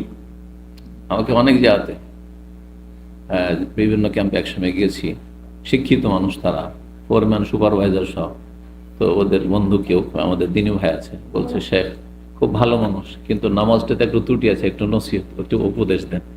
বললাম, তো বলছে হুজুর দোয়া করিয়েন। আমি এই দোয়াতে কাজ হবে না, আপনি কর্ম না করলে। আপনাকে কর্ম করতে হবে, আপনাকে দোয়া করতে হবে, তারপর আমার দোয়া হেল্প করবে। আপনার দোয়া আমার দোয়ার চাইতে গুরুত্বপূর্ণ, কারণ আপনি ভুক্তভোগী। আপনি যে অন্তর নিয়ে আল্লাহর কাছে নামাজি হওয়ার জন্য দোয়া করুন, আপনি আমাকে ভাড়া করে ওই দোয়া পাবেন? ভুল তরিকা আসলে। আপনি আপনার কাজ করার পরে মুসলিম ভাইদের কাছ থেকে, নেক লোকের কাছ থেকে দোয়া চান। জি, তো এই মহিলা চিনত না, বলছি এলাইকা আননি, আমাকে সরেন সরেন যান, ফাইন্নাকা লাম তুসাবে মুসিবাতি, আমার ওপর যে মুসিবত এসেছে সেই মুসিবত আর আপনার উপর আপতিত হয়নি, কষ্ট তার আপনার হয় না, আমি না বুঝছি আমার মুসিবত। ওয়ালাম তারিফু, কিন্তু মহিলা নবী সাল্লাল্লাহু আলাইহি ওয়াসাল্লাম চিনতে পারেনি। ফাকিল আল্লাহা, কিছুক্ষণ পরে ওই মহিলাকে কেউ বলছে, অন্যরা কেউ দেখেছে সেখানে, ইন্নাহু নবী, চেনো উনি কে ছিলেন, তুমি যার সাথে কথা বলছো এইভাবে কথা বলে দিলে, তিনি তো নবী সাল্লাল্লাহু আলাইহি ওয়াসাল্লাম। আর ভুল বুঝতে পেরেছে, মুসলিম মহিলা বুঝতে পেরেছে আমি কি করলাম, এই ধরনের বেয়াদবি করে দিলাম।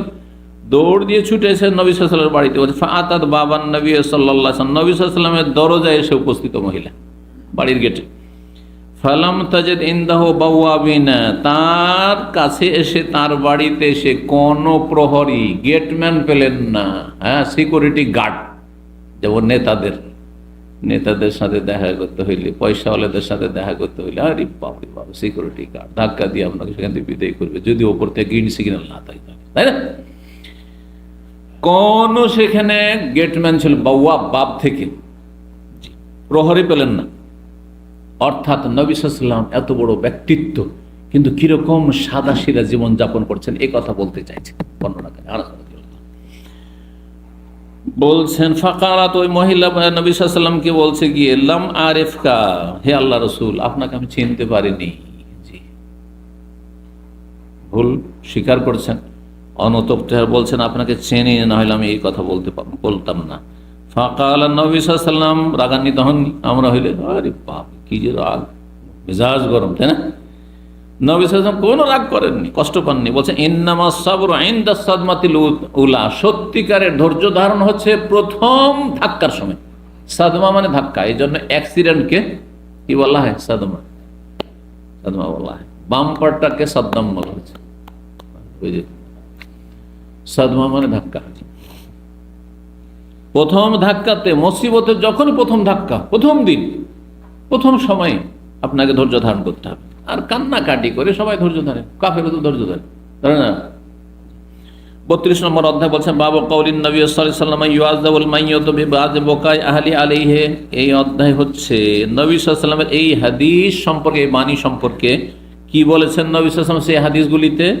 ইউআযাবুল মাইয়্যিতু, মৃত ব্যক্তিকে শাস্তি, আযাব দেওয়া হয় কবরে, বিবাযি বুকাই আহলিহি আলাইহি, তার পরিবারের কিছু কিছু কান্নার কারণে, সব কান্নার জন্য নয়, অর্থাৎ অশ্রু প্রবাহিত করে, হ্যাঁ, শব্দহীন যদি কান্না হয়, হ্যাঁ, অন্তর ব্যথিত হয়েছে, চোখ দিয়ে অশ্রু প্রবাহিত হয়েছে, তাতে আযাব হবে না। কিন্তু বিলাপ করে, মাতম করে, হাওমাও করে, অধৈর্য হয়ে, বুক চাপড়িয়ে ইত্যাদি ইত্যাদি, যে জাহিলি যুগের যে শোক প্রকাশের যে সব পদ্ধতিগুলো ছিল, ওই সব যদি কেউ অবলম্বন করে, মাথা নেড়া করে নিল, মাথা মুন্ডন করলো, যেমন হিন্দুদের ক্রিয়াকর্ম করে, নিকট আত্মীয় হিন্দুদের মারা গেলে কি করে?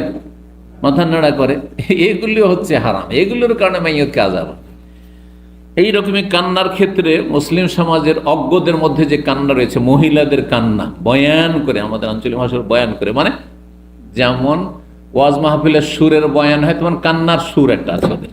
মহিলাদেরও কান্নার প্রত্যেক অঞ্চলে আপন আপন সুর আছে না নেই? মা গো বাপ গো করে, হাও মাও করে যে কান্না, এগুলোতে আযাব হবে, এগুলো নিষিদ্ধ। বলছেন কি ধরনের কান্নাতে আযাব দেওয়া হয় মৃত ব্যক্তি? এজা কানান, আর কখন আযাব দেওয়া হয়? আমি কি দোষ করলাম? কোন ব্যক্তি মারা গেল, আর তারপরে তার উপরে কেউ বিলাপ করে কান্না করছে, তো ও কি জানে যে ওর বিলাপ করছে? হ্যাঁ, এই ক্ষেত্রে মনে রাখবেন তিনটি অবস্থা হইতে পারে, তিনটি অবস্থা হইতে পারে, শুনে নেন, তারপর তখন এগিয়ে যায়, বুঝতে সুবিধা হবে। একটি অবস্থা হচ্ছে যে সেখানে যে কোনো মানুষ, সেই সমাজে, যেই সমাজে বাস করছেন আপনি, সেই সমাজে কোনো ব্যক্তি মারা গেলে তার বিলাপ করে, মাতম করে কান্নার প্রথাই রয়েছে, কুপ্রথা রয়েছে। তাহলে যে কোনো ব্যক্তি যখন অসুস্থ হবে বা আগে থেকে, তার জন্য জরুরি পরিবারের সদস্যদের বলে যাবে, আমি মারা গেলে তোমরা বিলাপ করবে না, মাতম করবে না, কান্না করবে না, বলে যাবে। যে বলে যায়নি, সুতরাং সে দায়িত্ব পালনে অবহেলা করেছে, এই জন্য তারা শাস্তি, অন্যের বোঝাকে উঠাচ্ছেন। ভালো কথা, সেখানে এই কুপ্রথা রয়েছে, জানে, বরং অনেকে মনে করে যে আমার উপর যদি কান্না বেশি হয়, তার মানে আমার উপর খুব মায়া আছে মানুষের, আমাকে ভালোবাসার প্রমাণ। যে যত বেশি কান্না করবে তার মানে আমাকে বেশি ভালোবাসে, এটাও তো মন মানসিকতা আছে মুসলিম সমাজে। তাহলে অবশ্যই আযাব হবে। আপনি চান যে আপনার জন্য বিলাপ করে আর মাতম করে কান্না করুক কেউ, তাহলে আযাব হবে। এক অবস্থা। দ্বিতীয় অবস্থা হচ্ছে যে মৃত ব্যক্তি এমন কুসংস্কার সেখানে আছে যে সে ওসিয়তি করে গেছে যে আমি মারা গেলে খুব কান্না করিও। এটা অবাক কিছু নয়। মক্কার কাফেররা জাহিলিয়াতের যুগে বা মদিনারও যখন ইসলাম আসার পূর্বে কি কুপ্রথা ছিল জানেন? কান্নার জন্য ভাড়া করে মহিলাদের নিয়ে আসা হইতো, কান্নার জন্য ভাড়া করে নিয়ে আসা হইতো। ভাড়া কিরকম? অদল বদল, যে চলো আজকে আমাদের অমুক মারা গেছে, এসো কান্না করে দাও, তোমাদের কেউ মারা যখন আমরা তখন সেটা শোধ করব। এইরকম কুপ্রথা ছিল। হ্যাঁ, যদি কেউ বলে গিয়ে থাকে যে আমি মারা গেলে খুব কান্না করবে, যাতে করে সবাই বুঝে যে তোমার খুব ভালোবাসা আমাকে, ছেলে মেয়েকে স্ত্রীকে ওসিয়ত করে গেছে, তাহলে অবশ্যই আযাব হবে। আর 3 নম্বর অবস্থা হচ্ছে যে সেখানে এমন কোন কুপ্রথা নেই, আর কান্না করতে বলেও যায়নি, সে ওসিয়ত করে যায়নি, সেখানে কুপ্রথাও ছিল না, আর সে কল্পনাও করতে পারেনি যে আমি মারা গেলে এরকম করে আমার বিলাপ করা হবে আর মাথম করা হবে। কিন্তু এরকম কেউ করে ফেলেছে, তাহলে তার দোষ কি? তার কোনো দোষ নেই। অথবা নিষেধ করে গেছে, সেখানে এরকম প্রথা হয়তো আছে কিন্তু নিষেধ করে গেছে, আমি মারা গেলে বিলাপ মাতম এসব করবে না, কিন্তু তারপরও করেছে, তাহলে তার তো কোনো দোষ নেই। সে ভালো কাজের উপর আমর বিল মারুফের দায়িত্ব পালন করেছে, নাহি আনিল মুনকার অন্যায় কাজে বাধা দেওয়ার দায়িত্ব পালন করেছে, তার দায়িত্ব শেষ হয়ে গেছে। অনেক আইম্মা কেরাম, ওলামা কেরাম, বড় বড় আলেমরা রয়েছেন এই 1400 বছরের ইতিহাসে, যারা তৌহিদ সুন্নাহর অনুসারী ছিলেন, সালাফি মানহাজের অনুসারী ছিলেন, তাদের কবর মাজার পূজা হচ্ছে, তো কি করবেন আপনি? কি করবেন? তার কোন দোষ আছে? কোনো দোষ নেই। সারা জীবন তৌহিদ সুন্নাতের খেদমত করে গেছেন, শিরক বিদআতের বিরুদ্ধে তিনি মানুষকে সতর্ক সাবধান করেছেন, সোচ্চার ছিলেন না, তারও কবর পূজা শুরু হলো, তার তো কোনো দোষ নেই। এইরকম নিজ দায়িত্বে যদি অবহেলা থাকে, শিথিলতা থাকে, গাফিলতি থাকে, তাহলে জবাবদিহি করতে হবে, শাস্তি হবে। আর নিজ দায়িত্ব যদি ঠিকভাবে পালন করে থাকে, পরের বোঝা উঠাইতে হবে না। এই ব্যাখ্যা জেনে নিলে এই বিষয়টা বুঝতে সুবিধা হবে যে সাহাবায়ে কেরামদের মধ্যে দুটো মত ছিল। মা আয়েশা রাদিয়াল্লাহু তাআলা আনহা বলছেন যে মৃত ব্যক্তিকে কান্নার, আত্মীয় স্বজনদের কান্নার কারণে কেন আযাব হবে, ও কি দোষ করলো? না না, তোমরা ভুল বুঝেছো, তিনি হাদিস এটা মানতেন না, বলতেন না না, এইভাবে নবী সাল্লাল্লাহু আলাইহি ওয়াসাল্লাম বলেননি। সাহাবায়ে কেরামরা একদিকে, মা আয়েশা একদিকে। মা আয়েশা বলতেন যেন ব্যাপারটা এরকম নয়। আসলে নবী সাল্লাল্লাহু আলাইহি ওয়াসাল্লাম জানতে পারলেন যে এক ইহুদি মহিলা মারা গেছে, আর তার বাড়িতে তার আত্মীয় স্বজনরা খুব বিলাপ করছে আর মাতম করছে, কান্না করছে। তখন নবী সাল্লাল্লাহু আলাইহি ওয়াসাল্লাম বলেছে এইদিকে ইহুদি মারা গেছে কুফরের অবস্থায় মহিলা, আর তার উপর তার পরিবারের লোকেরা কান্না করছে, এইদিকে মারা গেছে, তাকে আযাব হচ্ছে, মারা গেছে, এবং এই মহিলাকে কি হচ্ছে, যেহেতু তার কুফরি আছে, সবচেয়ে বড় পাপ হচ্ছে কুফর, কুফরির পাপে তাকে আযাব হচ্ছে মরার পরে, আর এই দিকে আত্মীয় স্বজনরা কি করছে, তার উপর বিলাপ করে কান্না করছে। ওইটাকে তোমরা বুঝে নিয়েছো যে কান্নার কারণে, আত্মীয় স্বজনদের কান্নার কারণে মাইয়াতকে আযাব হচ্ছে, এইভাবে ব্যাখ্যা করেছেন। আবার কখনো কখনো তিনি বলেছেন যে তার মূল আযাব হচ্ছিল কুফরির জন্য, আর তারপরে তারা যেহেতু কাফের আর সেই কুফর অবস্থায় মারা গেছে, আর তার উপর বিলাপ আর মাতম হচ্ছে, তো শাস্তির ওপর শাস্তি বৃদ্ধি হচ্ছে, এই কথা শুধু বলেছেন। কিন্তু মাইয়াতের উপর কেউ কান্না করলে আযাব হবে না। আর তিনি কোরআনের আয়াত পেশ করতেন, ওয়ালা তাজিরু ওয়াজিরাতুন উযরা উখরা, কোনো বোঝা বহনকারীর বোঝা অন্য কেউ বহন করবে না, আপনার বোঝা আমি কেন উঠাবো, আপনার গুনাহ আমি কেন উঠাবো। কিন্তু দায়িত্ব পালনে যদি গাফিল উঠাইতে হবে না। ছেলে বেনামাজি, মেয়ে বেনামাজি, বাপ মা কি তার গুনাহ উঠাবে? বিশেষ অবস্থায় উঠাবে। পুরো সলাৎ শিখাইলো, দিন শিখাইলো, দিনের উপর তরবিয়ত করলো, তারপরে সাবালক হওয়ার পরে যখন 18-20 বছর বয়স হয়ে গেছে, এখন বাপের কথা কেন মানবে? বলছে না, পড়বো না, পড়েন না, বাপকে শাস্তি হবে।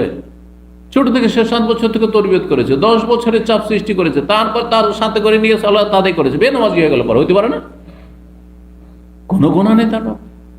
মেয়েকে খুব পর্দার মধ্যে মানুষ করেছে, কিন্তু স্বামীর ঘরে যাবে হয়ে যাবে, পর্দা হয়েছে, তোর মায়ের কি দোষ হলো? আমি তো ভালো করে মানুষ করেছি, কোনো দোষ নেই তার, কথা বোঝা গেছে।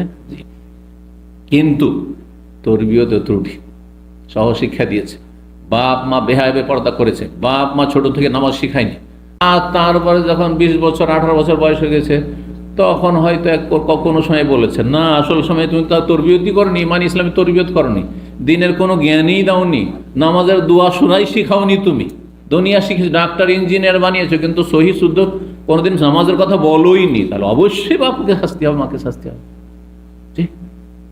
নিজের দায়িত্বে অবহেলার কারণে, অন্যের বোঝা উঠানো নয় এটা। কিন্তু তো আয়েশা রাদিয়াল্লাহু তাআলা আনহার মত এটি ছিল যে মাইয়াতকে আযাব কান্নার কারণে হয় না। বাকি সাহাবায়ে কেরাম সিংহভাগ তারা বলতেন যে না, আযাব হয়, নবী সাল্লাল্লাহু আলাইহি হাদিস। কিন্তু অনড় ছিলেন মা আয়েশা রাদিয়াল্লাহু নিজের মতের উপর, যার ফলে তার সামনে অন্যরা কিছু বলতেন না, যার ঠিক আছে তার মত এটা। তো ফিকহি মাসলা মাসাইলে সাহাবায়ে কেরামের মধ্যে কিছু কিছু মাসলা ইখতিলাফ ছিল, থাকতে পারে, বা শত্রুতা যেন না। ফিকহি মাসলা মাসাইলের শত্রুতা, একজন রফায়দান করছেন একজন রফায়দান করছেন না, পাশে নামাজ পড়ছেন কিন্তু একদম শত্রুতা। রফায়দান করার লোককে রফায়দান যে করছে না সে দেখতে পারছেন, আর যে রফায়দান করে এই সুন্নত কেন করছে না, সুন্নতের খেলাফ নামাজ পড়েছে তাকে দেখতে পারছেন না, এইটা জায়েজ নাকি? সুন্নত বিষয়, হ্যাঁ, এগুলোকে হালকা মনে করেন। যখন বেদাত করবেন না, বেদাতের ক্ষেত্রে একটু শক্ত হইতে হবে, বেদাতের কোনো স্থান ইসলামে। কিন্তু সুন্নত যদি তার কাছে স্পষ্ট না হয়, সে সুন্নত হয়তো সুন্নত মনে করছেন, যদি মনে করতো তাহলে পালন করতেন, আল্লাহ সঠিক বুঝতে চেষ্টা করেন, না হইলে অসুবিধা নেকি হয়তো কমতে পারে, এর বেশি না। যাই হোক, বলছেন কখন আযাব হবে অধ্যায় ইমাম বুখারী রাহিমাহুল্লাহ কিন্তু জাস্টিফাই করে দিয়েছেন, হ্যাঁ, যে সাহাবায়ে কেরামদের দুটো মত, যে মাইয়েতের উপর কান্না করার কারণে, বিলাপের কারণে আযাব হবে কি হবে না, কখন হবে, আমি তিনটি অবস্থা বয়ান করে বিস্তারিত বুঝাইলাম। সংক্ষেপে তিনি বলছেন কখন আযাব হবে মাইয়েতের পরিবার কান্নার জন্য, এজা কানান্নাহু মিন সুন্নাতিহি, যদি সেখানে মিন সুন্নাতি বা মিন সুনানিহি, যদি সেখানে বিলাপ করা, মাতম করা সেখানকার প্রথা হিসাবে থেকে থাকে। ওই সমাজের প্রথা, কোনো মানুষ মারা গেলেই বিলাপ করবে, মাতম করবে, ধুমধাম করে কান্না করবে, তাহলে তখন কি হবে? মাইয়াতকে আযাব হবে। নিষেধ করেনি সেই জন্য, নিষেধ করেনি সেজন্য। তো তারপরে বলছেন ইমাম বুখারী রাহিমাহুল্লাহ, দলিল লিকাউলিল্লাহি তাআলা, মহান আল্লাহ বলেছে কু আনফুসাকুম ওয়া আহলিকুম নারা, তোমরা নিজেদেরকে রক্ষা করো জাহান্নামের আগুন থেকে, নিজের পরিবারকে রক্ষা করো। কারণ নিজেকে, নিজের পরিবারকে জাহান্নাম থেকে রক্ষা করলে সমাজে কুপ্রথা আছে এরকম বিলাপ করা, মাতম করা, তাহলে আপনাকে বলে যেতে হবে যে কোনো সময় মারা যেতে পারি, খবরদার আমার যেন বিলাপ না হয়, মাতম না হয়, এই শোক এইভাবে না করা হয়। জি, সূরা তাহরিম আয়াত নম্বর 6। নবী সাল্লাল্লাহু আলাইহি ওয়াসাল্লাম বলেছেন হাদিসে, কুল্লুকুম রাইন, তোমাদের প্রত্যেকে দায়িত্বশীল, ওয়া মাসউলুন আর রাইত, প্রত্যেকে নিজ নিজ দায়িত্ব সম্পর্কে জিজ্ঞাসা করা হবে। তো আপনার দায়িত্ব যে আপনার সমাজে কুসংস্কার আছে, আপনার বংশধারে কুসংস্কার আছে, এইরকম বিলাপ করে কান্না করতে হবে, আপনাকে বলে যেতে হবে। এই দায়িত্ব আপনার ছিল, দায়িত্বহীনতার কারণে আযাব হবে। ফাইজ আলাম ইয়াকুন মিন সুন্নাতিহি, সেখানকার যদি কুপ্রথা না থেকে থাকে, যে ব্যক্তি মারা যাবে জানেই না যে এরকম কাজ করে ফেলবে, মানে জানে না, এরকম প্রচলন নেই, ফাহুয়া কামা কালা, তাহলে মা আয়েশা রাদিয়াল্লাহু আনহার কথা ঠিক আছে, জি, যা হবে না। যারা কান্না করেছে তারা গুনাহগার, কিন্তু এই ব্যক্তির কোনো দোষ নেই, কারণ ও তো জানে না যে এরকম কাজ করে ফেলবে। বলছেন যে মহান আল্লাহ যেমন সূরা আনআম আয়াত নম্বর 164, ওয়ালা তাজিরু ওয়াজিরাতুন উযরা উখরা, কোন বোঝা বহনকারী ব্যক্তি অন্যের বোঝা বহন করবে না, উঠাবে না। এইরকমই আরেকটি আয়াত রয়েছে সূরা ফাতির আয়াত নম্বর 18, আল্লাহ বলছেন ওয়াইন তাদু মুসকালাতুন ইলা হিমলিহা লা ইউহমাল মিনহু শাই, যদি কোনো ভারাক্রান্ত ব্যক্তি, বোঝাই সে ভারাক্রান্ত হয়ে পড়েছে, বোঝা বহন করতে পারছে না, গুনার বোঝা, এটা কিসের বোঝা? গুনার বোঝা। সেই ব্যক্তি যদি হাসর মাঠে ডাকে ওয়াইন তাদু মুসকালাতুন, কোন নাফসুন মুসকালাতুন আসলে ছিল, কোন গুনাই ভারাক্রান্ত ব্যক্তি যদি আহ্বান করে অন্য আত্মীয় স্বজনদেরকে যে আমার গুনার ভাগগুলো কিছু নাও, ছেলে মেয়েকে খুব হারাম খাইছে, সুদ ঘুষের টাকা আর হারাম ব্যবসার টাকা পয়সা খাওয়াইছে, বেঈমানি আত্মসাৎ করে খাওয়াইছে, যদি বলে বাবা রে টাকা পয়সা তোমরা খুব ভোগ করেছো, তোমাদের জন্য হারাম রেখে এসেছিলাম, এই বোঝাগুলি কিছুটা ভাগ যোগ করে নাও, যদি ডাকে লা ইউহমাল মিনহু শাই, মোটেই বহন করা হবে না, অন্যকে বহন, তোমাকে বহন করতে, কারণ তুমি সুদ খেয়েছো, তুমি ঘুষ খেয়েছো, তুমি বেঈমানি করেছো, কেন এই কাজ করেছো, পরের জন্য কেন জাহান্নামে যাবে। ইমাম বুখারী বলছেন যে ছাড় দেওয়া হয়েছে কান্নার ক্ষেত্রে, কিন্তু সেটা ফি গায়রে নাওহিন, বিলাপবিহীন হইতে হবে, মাতম না থাকে, বিলাপ না থাকে। ওয়াকালান নবী সাল্লাল্লাহু আলাইহি ওয়াসাল্লাম বলেছেন, যদি কোনো ব্যক্তি খারাপ কোনো কিছুর পাপের প্রচলন ঘটায়, তাহলে প্রথম ব্যক্তি এক ভাগ করে যতদিন পর্যন্ত ওই গুনাহ চলতে থাকবে সে গুনার একটা ভাগ বহন করবে। নবী সাল্লাল্লাহু আলাইহি ওয়াসাল্লাম লা তুকতালু নাফসুন যুলমান, কোনো ব্যক্তি যদি অন্যায়ভাবে হত্যা করা হয় কোনো ব্যক্তিকে, ইল্লা কানা আলা ইবনে আদম আল আউয়াল কিফলুম মিন দামিহা, তাহলে আদম আলাইহিস সালামের প্রথম ছেলে যে কাবিল, তার ওপর তার রক্তপাতের যতগুলি খুন হবে তার একটা অংশ তার ওপর অর্পিত হবে। কেন? ওয়াযালিকার কারণ হচ্ছে লিআন্নাহু আউয়ালু মান সান্নাল কাতলা, কারণ সেই ব্যক্তি প্রথম খুন করা প্রবর্তন করেছিল, খুনের প্রবর্তক, সে প্রথম খুন করেছে। মানুষ মানুষ মানুষকে খুন করে, এটা কেউ জানতোই না। ওই কাবিলের ঘটনা থেকে জেনে নিল যে হ্যাঁ, মানুষ মানুষকে খুন করতে পারে, মানে শরীয়তে পারে না, মানে হয় এরকম, জানতো না। এইরকমই কোনো সমাজে, কোনো মাদ্রাসায়, কোনো প্রতিষ্ঠানে যদি কোনো পাপ না থাকার, সেই পাপ সেই গ্রামে এই পাপ ছিল না, প্রথম নিয়ে গেছে সেই পাপ, তাহলে ওই এক ভাগ করে পেতে থাকবে। এই এলাকার লোক অমুক ব্যক্তি প্রথম খারাপ করেছে, ঠিক আছে, যত পাপ হবে এক ভাগ করে পাবে, এক ভাগ করে পাবে। 1284 নম্বর হাদিস। হাদিস বর্ণনা করছেন আবু উসমান কালা হাদাসিন ওসামা বিন যায়েদ রাদিয়াল্লাহু আনহু, বর্ণনা করেছেন সাহাবী, কাল আরসালাত বিনতুন নবী আলাইহি, নবী সাল্লাল্লাহু আলাইহি ওয়াসাল্লামের এক মেয়ে নবী সাল্লাল্লাহু আলাইহি ওয়াসাল্লামের কাছে ডেকে পাঠালেন, খবর দিয়ে পাঠালেন। এই মেয়ে ছিলেন যায়নাব, বড় মেয়ে। কি বলে পাঠালেন? ইন্না ইবনাল্লি কবেজ, আমার এক সন্তান হ্যাঁ মরণাপন্ন, মানে এখন মুমূর্ষু অবস্থায় মারা যাচ্ছে, এখন মারা যায়নি। কবেজা মানে মারা গেছে কিন্তু মারা যায়নি তখন পর্যন্ত, এখন মরমর অবস্থা, কারণ আগের অংশটুকু স্পষ্ট করছেন। নবী সাল্লাল্লাহু আলাইহি ওয়াসাল্লাম গিয়েও জীবিত অবস্থায় পাচ্ছেন, শেষ অবস্থায় একবারে। তো মৃত্যুসজ্জায় মরমর অবস্থায় সেই ছেলে ডেকে পাঠালেন আব্বাকে। মেয়েদের আবেগ, আমার আব্বা আসবে, আর বিশেষ করে রাসূলুল্লাহ সাল্লাল্লাহু আলাইহি ওয়াসাল্লাম। তো কোনো একজনকে পাঠিয়ে দিল, দৌড় দিয়ে যাও আমার আব্বাকে ডেকে নিয়ে আসো। কে? নবী সাল্লাল্লাহু আলাইহি ওয়াসাল্লামের বড় কন্যা যায়নাব ফাতিনা বলে পাঠালেন যে আমাদের কাছে আসুন, একটু দেখে যান। জি। ফাআরসালা ইউকরিউস সালাম, তখন নবী সাল্লাল্লাহু আলাইহি ওয়াসাল্লাম ব্যস্ত ছিলেন একটু। তো ওই যে দুধ গিয়েছে, যে ছেলে গিয়েছে, তাকে বলে ইউকরিউস সালাম, যে সালাম বলো আমার মেয়েকে, ওয়ায়াকুল, আর বলো এই দোয়াটি পড়তে বলো, এই কথাটি বলতে, ইন্না লিল্লাহি মা আখায, যা আল্লাহ নিয়েছেন তা আল্লাহর, ওয়ালাহু মা আতা, যা আল্লাহ দিয়েছেন সেটাও আল্লাহর, ওয়া কুল্লু শাইইন ইনদাহু বিআজাল মুসা, আর প্রত্যেক বস্তু আল্লাহর কাছে কি সুনির্ধারিত, বা প্রত্যেক বস্তুর সময়সীমা সুনির্ধারিত, সুনির্দিষ্ট, সব সময়সীমা একবারে সুনির্দিষ্ট করা আছে, একটু আগে পিছে হবে না।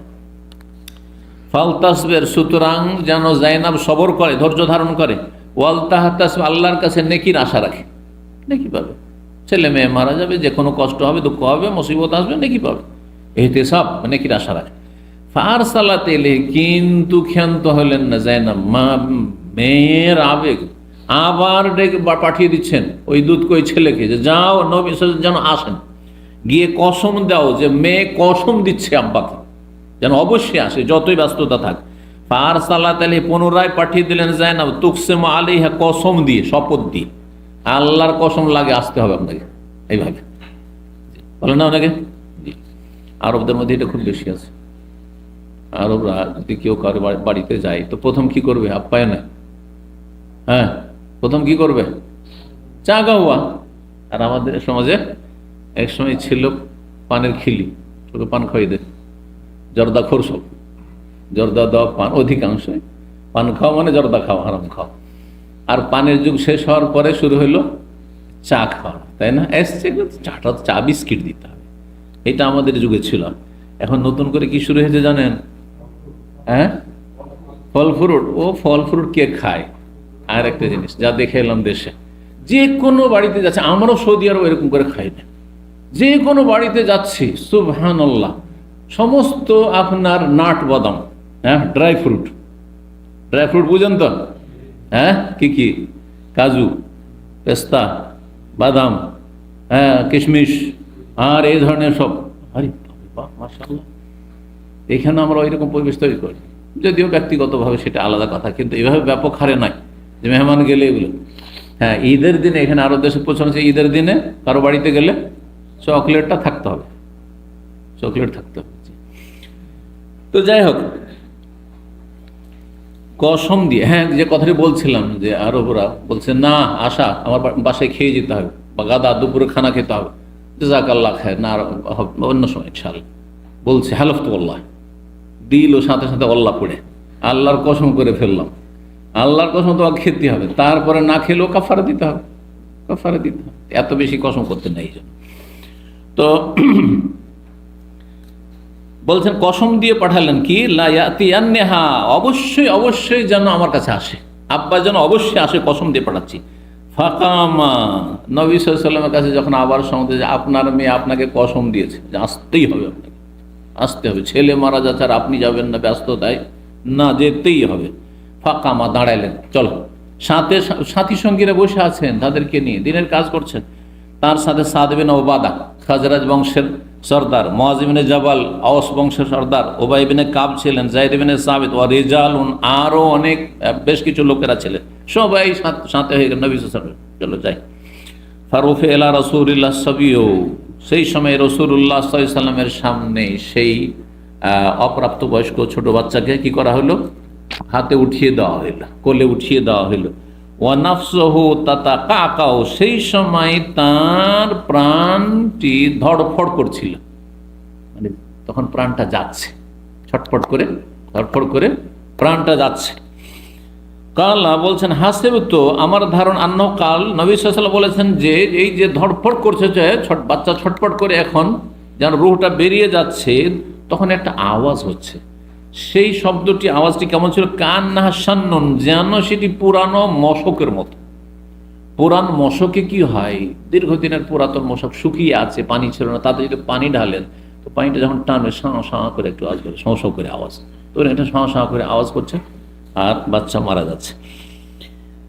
এটি হচ্ছে সঠিক অর্থ, কিন্তু অনুবাদক এখানে ভুল করেছে। অনুবাদক এখানে ওইটাকে কান্নার সাথে লাগিয়ে দিয়েছেন। নবী সাল্লাল্লাহু আলাইহি ওয়াসাল্লামের কান্নাতে শোঁ শোঁ আওয়াজ হচ্ছিল, কোথাকার কথা কোথায় লাগিয়ে দিয়েছে। আসলে বাচ্চা মারা যাচ্ছে, তো বাচ্চার ভিতর থেকে একটা সাউন্ড আসছে, শব্দ, সেটা হচ্ছে পুরানো মশকে যেমন আওয়াজ হয় একটা শোঁ শোঁ করে, ওই রকম। আমাদের সাথে কলস ব্যবহার হইতো না? কলস যদি খুব শুকিয়ে থাকে, ঠনঠনে একেবারে কলস, প্রথম কলস, কলসি, আমরা বলি কলসি, কি বলেন? কলসি না কলস? খুব ভদ্র ভাষা, কলস। তো এই কলসিতে আমরা প্রথম যে পানি ডালতাম, কি করে, তখন পানিটা যেহেতু টানছে, তখন শোঁ শোঁ করে একটা আওয়াজ হয়, তো ওই রকম শোঁ আওয়াজ। অনুবাদক কি করেছে? অনুবাদ করতে ভুল করেছে, বেশ কিছু ভুল আছে ওখানে। তার মধ্যে এইখানে এই ভুলটা করেছে, ফাফাদাত আইনা, নবী সাল্লাল্লাহু আলাইহি ওয়াসাল্লামের দুই চক্ষু দিয়ে অশ্রু প্রবাহিত হলো। ওর সাথে আগের কথা কান্না শান্নন গেলে, যখন অশ্রু প্রবাহিত হচ্ছে তখন যেন শোঁ শোঁ করে নবী সাল্লাল্লাহু আলাইহি ওয়াসাল্লামের ভিতর থেকে আওয়াজ হচ্ছে, না আসলে এরকম নয়। আসলে কান্না শান্ননের সম্পর্ক হচ্ছে ছেলেটার যে প্রাণ বেরিয়ে যাচ্ছে, আত্মা বেরিয়ে যাচ্ছে, তখন ওই আওয়াজটা হচ্ছিল। যে কোনো মানুষ মারা গেলে ভিতর থেকে যখন আওয়াজ হয়, একটা সবার হয় না, কিন্তু অনেকের আওয়াজ হয়, বিশেষ করে যাদের আপনার এই করোনার যুগে দেখেছেন যে আপনার কি বলে, শ্বাসকষ্ট শুরু হয়ে যায়, শ্বাসকষ্ট শুরু হয়ে যায়, যতটা সে মানে শ্বাস নিতে খুব কষ্ট হয়, তখন আওয়াজ হয়, একটা খুব আওয়াজ হয়। চক্ষু দিয়ে অশ্রু প্রবাহিত কার? নবী সাল্লাল্লাহু আলাইহি ওয়াসাল্লামের। ফাকালা সাদ বিন ওবাদা, অবাক হচ্ছে, ইয়া রাসূলুল্লাহ, মা হাযিহি, আল্লাহর জীবনে দেখেননি নবী সাল্লাল্লাহু আলাইহি ওয়াসাল্লাম কান্না করতে, এই প্রথম দেখছেন নবী সাল্লাল্লাহু আলাইহি ওয়াসাল্লাম কান্না করতে। নাতি মারা গেছে, নবী সাল্লাল্লাহু আলাইহি ওয়াসাল্লাম কেঁদে ফেলছেন। বলছে, মা হাযিহি ইয়া রাসূলুল্লাহ, এটা আবার কি, আপনি কান্না শুরু করে দিয়েছেন? হ্যাঁ, আপনি কাঁদবেন এটা তো ভাবতে পারিনি। ফাকাল, হাযিহি রাহমাতুন, এটি হচ্ছে মায়া, মমতা, এটি হচ্ছে দয়া। জাআলাহা আল্লাহু ফি কুলুবি ইবাদি, তার বান্দাদের হৃদয়ে অন্তরে আল্লাহ মায়া দিয়েছেন, নাতির মায়া, মেয়ের সন্তান। ওয়া ইন্নামা ইয়ারহামুল্লাহু মিন ইবাদিহি রাহমা, আল্লাহ রাব্বুল আলামিন দয়া করেন ওই সব বান্দাদের উপর যারা দয়ালু, যারা দয়া করে। আমার মায়াতেই কান্না আসছে, এতে কোনো বিলাপ নেই, মাতম নেই, শব্দ নেই, শব্দবিহীন কান্না, কোনো অসুবিধা নেই। তাহলে শব্দবিহীন কান্না হইলে কোনো অসুবিধা নেই, জায়েজ। নবী সাল্লাল্লাহু আলাইহি ওয়াসাল্লাম কেঁদেছেন। 1285 নম্বর হাদিস, আনাস বিন মালিক রাদিয়াল্লাহু তাআলা বর্ণিত, তিনি বলেছেন, শাহিদনা বিনতান লিন নবী সাল্লাল্লাহু আলাইহি ওয়াসাল্লাম, নবী সাল্লাল্লাহু আলাইহি ওয়াসাল্লামের এক মেয়ের জানাজে আমরা হাজির হয়েছিলাম। আনাস বিন মালিক বলছেন, তিনি ছিলেন উম্মে কুলসুম রাদিয়াল্লাহু তাআলা, 5ম হিজরিতে ইন্তেকাল করেছেন। 2য় হিজরিতে বদরের যুদ্ধের সময় 2য় মেয়ে রোকাইয়া মারা গেছিলেন। রোকাইয়া রাদিয়াল্লাহু তাআলা বিয়ে হয়েছিল কার সাথে? ওসমান মারা গেলেন। যখন মারা গেলেন তখন আর এক মেয়ে ছিল বাড়িতে, উম্মে কুলসুম, তার বিয়ে দিয়ে দিলেন। তিনিও 3টা বছর পরে, 2য়, 3য়, 4র্থ, 5ম, এই 3 বছর পরে তিনিও মারা গেলেন। আর কোনো মেয়ে নেই। ফাতেমার বিয়ে হয়ে গেছে আলী রাদিয়াল্লাহু তাআলা আনহুর সাথে। নবী সাল্লাল্লাহু আলাইহি ওয়াসাল্লাম তখন আকাঙ্ক্ষা করেছিলেন, যদি আমার আর কোনো মেয়ে থাকতো তো উসমানকে আর একটিও দিয়ে দিতাম। কত ভালো মানুষ তাহলে উসমান ছিলেন, যে একজন মানুষ একটার পর দুটো, দুটোর পরে আরও যদি মেয়ে থাকতো আমি দিয়ে দিতাম বলতে পারে। সামান্য কিছু যদি জামাইয়ের ত্রুটি থাকে, একবার ফেঁসেছি আর না, শেষ, বলবেন না? আজকেও বলবেন। তো রাদিয়াল্লাহু তাআলা আনহু ঘটনা বলছেন যে নবী সাল্লাল্লাহু আলাইহি সাল্লামের মেয়ে ইন্তেকাল করেছিলেন। ও রাসূলুল্লাহ জালিসুন আল কবরে, কবরের পাশে নবী সাল্লাল্লাহু বসেছিলেন উম্মে কুলসুমের। কালা ফারাআইতু, এখন কবর খনন করা হচ্ছে বা কবরে এখন দাফন করা হবে। কালা ফারাআইতু আইনাইহি তাদমান, দেখলাম যে দুই চক্ষু দিয়ে অশ্রু প্রবাহিত। নবী সাল্লাল্লাহু কান্না করছেন মেয়ের ইন্তেকালে, জায়েজ তাহলে। কালা ফাকালা, বলে হাল মিনকুম, জিজ্ঞেস করছেন হাল মিনকুম রাজুলুন, তোমাদের মধ্যে কোনো পুরুষ ব্যক্তি আছে লাম ইউকারিফিল লাইলাতা, আজকে রাতে সহবাস করেনি। অবাক করা কথা, কবরস্থানে এখন দাফনের সময় জিজ্ঞাসা, তোমাদের মধ্যে এমন কেউ আছে যে আজকে রাতে সহবাসে লিপ্ত হয়নি, স্বামী স্ত্রী সহবাস করেনি, কেউ আছে? ফাকাল আবু তালহা, কেউ বলছে না, আবু তালহা বলছেন আনা, আমি আজকে রাতে সহবাস করিনি।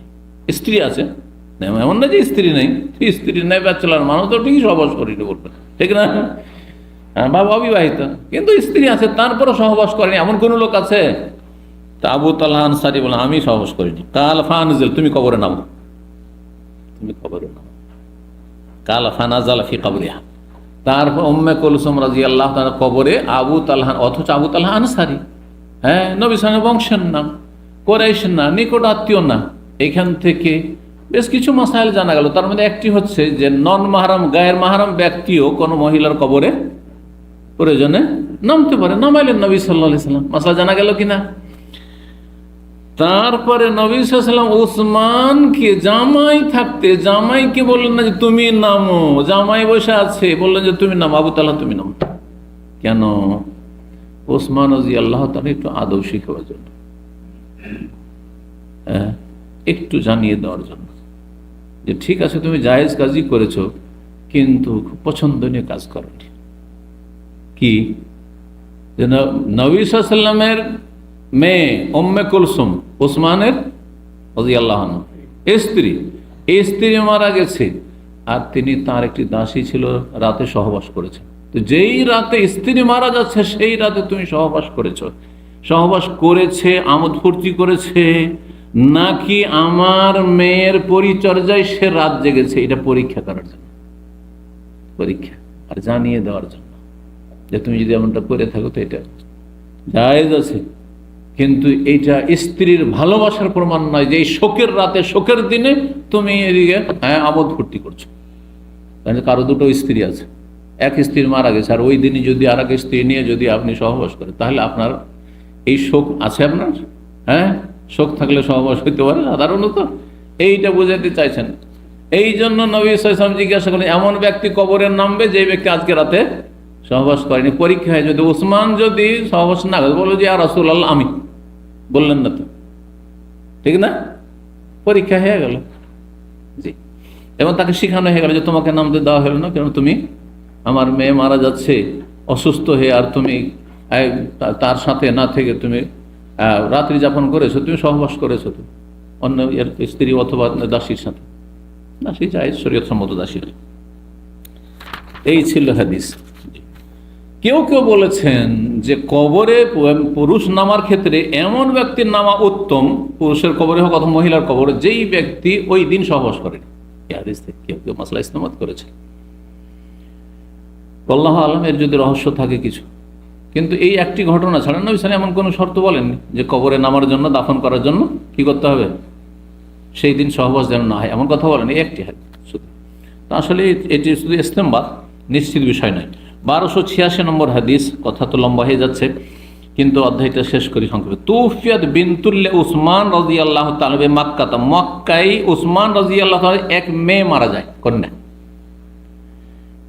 বলছেন ওয়াজিনা লিনাশহাদাহা ওয়া হাদারাহা ইবনে ওমর ওয়া ইবনে আব্বাস রাদিয়াল্লাহু আনহুমা, আমরা তার জানাজায় উপস্থিত হওয়ার জন্য এসেছিলাম, আর সেখানে উপস্থিত ছিলেন ইবনে ওমরও ছিলেন আর ইবনে আব্বাসও ছিলেন। ওয়া ইন্নী লা জালিসুন বাইনাহুমা, বলছেন বর্ণনাকারী কে? বর্ণনাকারী হচ্ছেন আব্দুল্লাহ বিন আবি মুলাইকা, আব্দুল্লাহ বিন ওবাইদুল্লাহ বিন আবি মুলাইকা।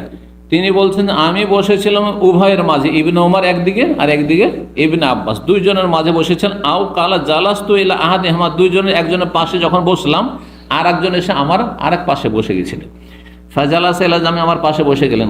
ফাকাল আব্দুল্লাহ বিন আব্দুল বললেন লে আমর ইবিন উসমান, উসমানের ছেলে আমরকে বললেন আলা তানহা আনিল বোকায়ে, আশেপাশে কান্না করছে, বাড়িতে কান্না করছে, হ্যাঁ মহিলারা সাধারণত কান্না করে, কান্না চলছে।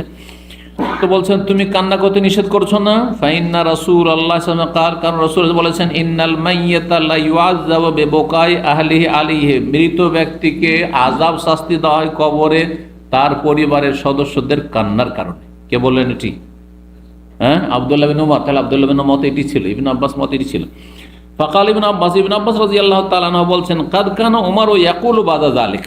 ইবনে আব্বাস আর বলছেন যে আমার মানে তোমার আব্বা উমর ফারুক রাদিয়াল্লাহু তাআলা আনহু এই ধরনের কথা বলতেন, মানে এরকম হাদিস। সুম্মা হাদ্দাসা, তারপরে হাদিস বয়ান করেছেন। ফাকাল বলছেন সাদারতু মা উমর। ইবনে আব্বাস হাদিস বয়ান করছেন যে আমি রওয়ানা হইলাম উমর রাদিয়াল্লাহু তাআলা আনহুর সাথে। সাদারা আস্তর মানে প্রস্থান করা, কোন জায়গা থেকে ডিপার্চার করা। বলছে উমর রাদিয়াল্লাহু তাআলার সাথে রওনা হইলাম কোত্থেকে? মিন মক্কা থেকে সফর করে মদিনা আসছেন। হাত্তা ইযা কুন্না বিল বাইদা নামক স্থানে যখন আসলাম, এজা হুয়া বিরাকবিন, একদল কাফেলাকে দেখলেন, হ্যাঁ যারা উটের পিঠে সওয়ার হয়ে আসছে। তাহাতা জিল্লে সামরাতিন, একটি বাবলা গাছের নিচে। বাবলা গাছ বুঝুন তো? বাবলা গাছের নিচে। ফাকাল বলেন ইযহাব ফানজুর মান হাউলাই রাকব, দেখো তো উমর রাদিয়াল্লাহু তাআলা তখন খলিফা, কিন্তু তার খেলাফত আমলে, নবী সাল্লাল্লাহু আলাইহি ওয়াসাল্লামের পরে, আবু বকরের পরে রাদিয়াল্লাহু আনহু। তো বলছেন যে দেখো তো এই লোকগুলি কারা আছে, এই যে কাফেলার দল। কালা ফানাজার, তো গিয়ে দেখলাম ফাইজা সোহাইব, সেখানে সাহাবী সোহাইব রাদিয়াল্লাহু তাআলা রুমি ছিলেন। ফাকুল, তো আমি বললাম হ্যাঁ সোহাইব। আখবর, তো এসে বললাম উমর আমিরুল মুমিনিনকে যে সোহাইব আছে সেখানে, সোহাইব রুমি সাহাবী। ফাকাল উদউহলি, ডেকে নিয়ে আসো আমার কাছে, সোহাইবকে ডেকে নিয়ে আসো, দেখা হয়ে গেছে। কাল ফারাজাত, ফিরে আসলাম সোহাইবের কাছে। ফাকুল, তো এসে বল ইরতাহিল, চলো, ফাল হাক আমিরুল মুমিন, আমিরুল মুমিনের কাছে চলো, ডাক পেয়েছে, তোমাকে তিনি ডেকে পাঠালেন। ফালাম ওসিব ওমর, এই তো একটা ঘটনা, রাস্তার ঘটনা হয়ে গেল। তারপরে ওমর রাদিয়াল্লাহু তাআলা আনহু যখন আহত হলেন, মসজিদে ফজরের সালাত পড়াচ্ছিলেন, সেই সময় অগ্নিপূজক মজুসি ফাইরোজ আবুলুলু দাইলামি সে আক্রমণ করেছিলেন অস্ত্র নিয়ে, সে বিষ মাখা অস্ত্র নিয়ে, আর তাতে আহত হয়ে তারপরে ইন্তেকালও করেছিলেন রাদিয়াল্লাহু তাআলা আনহু আরদা।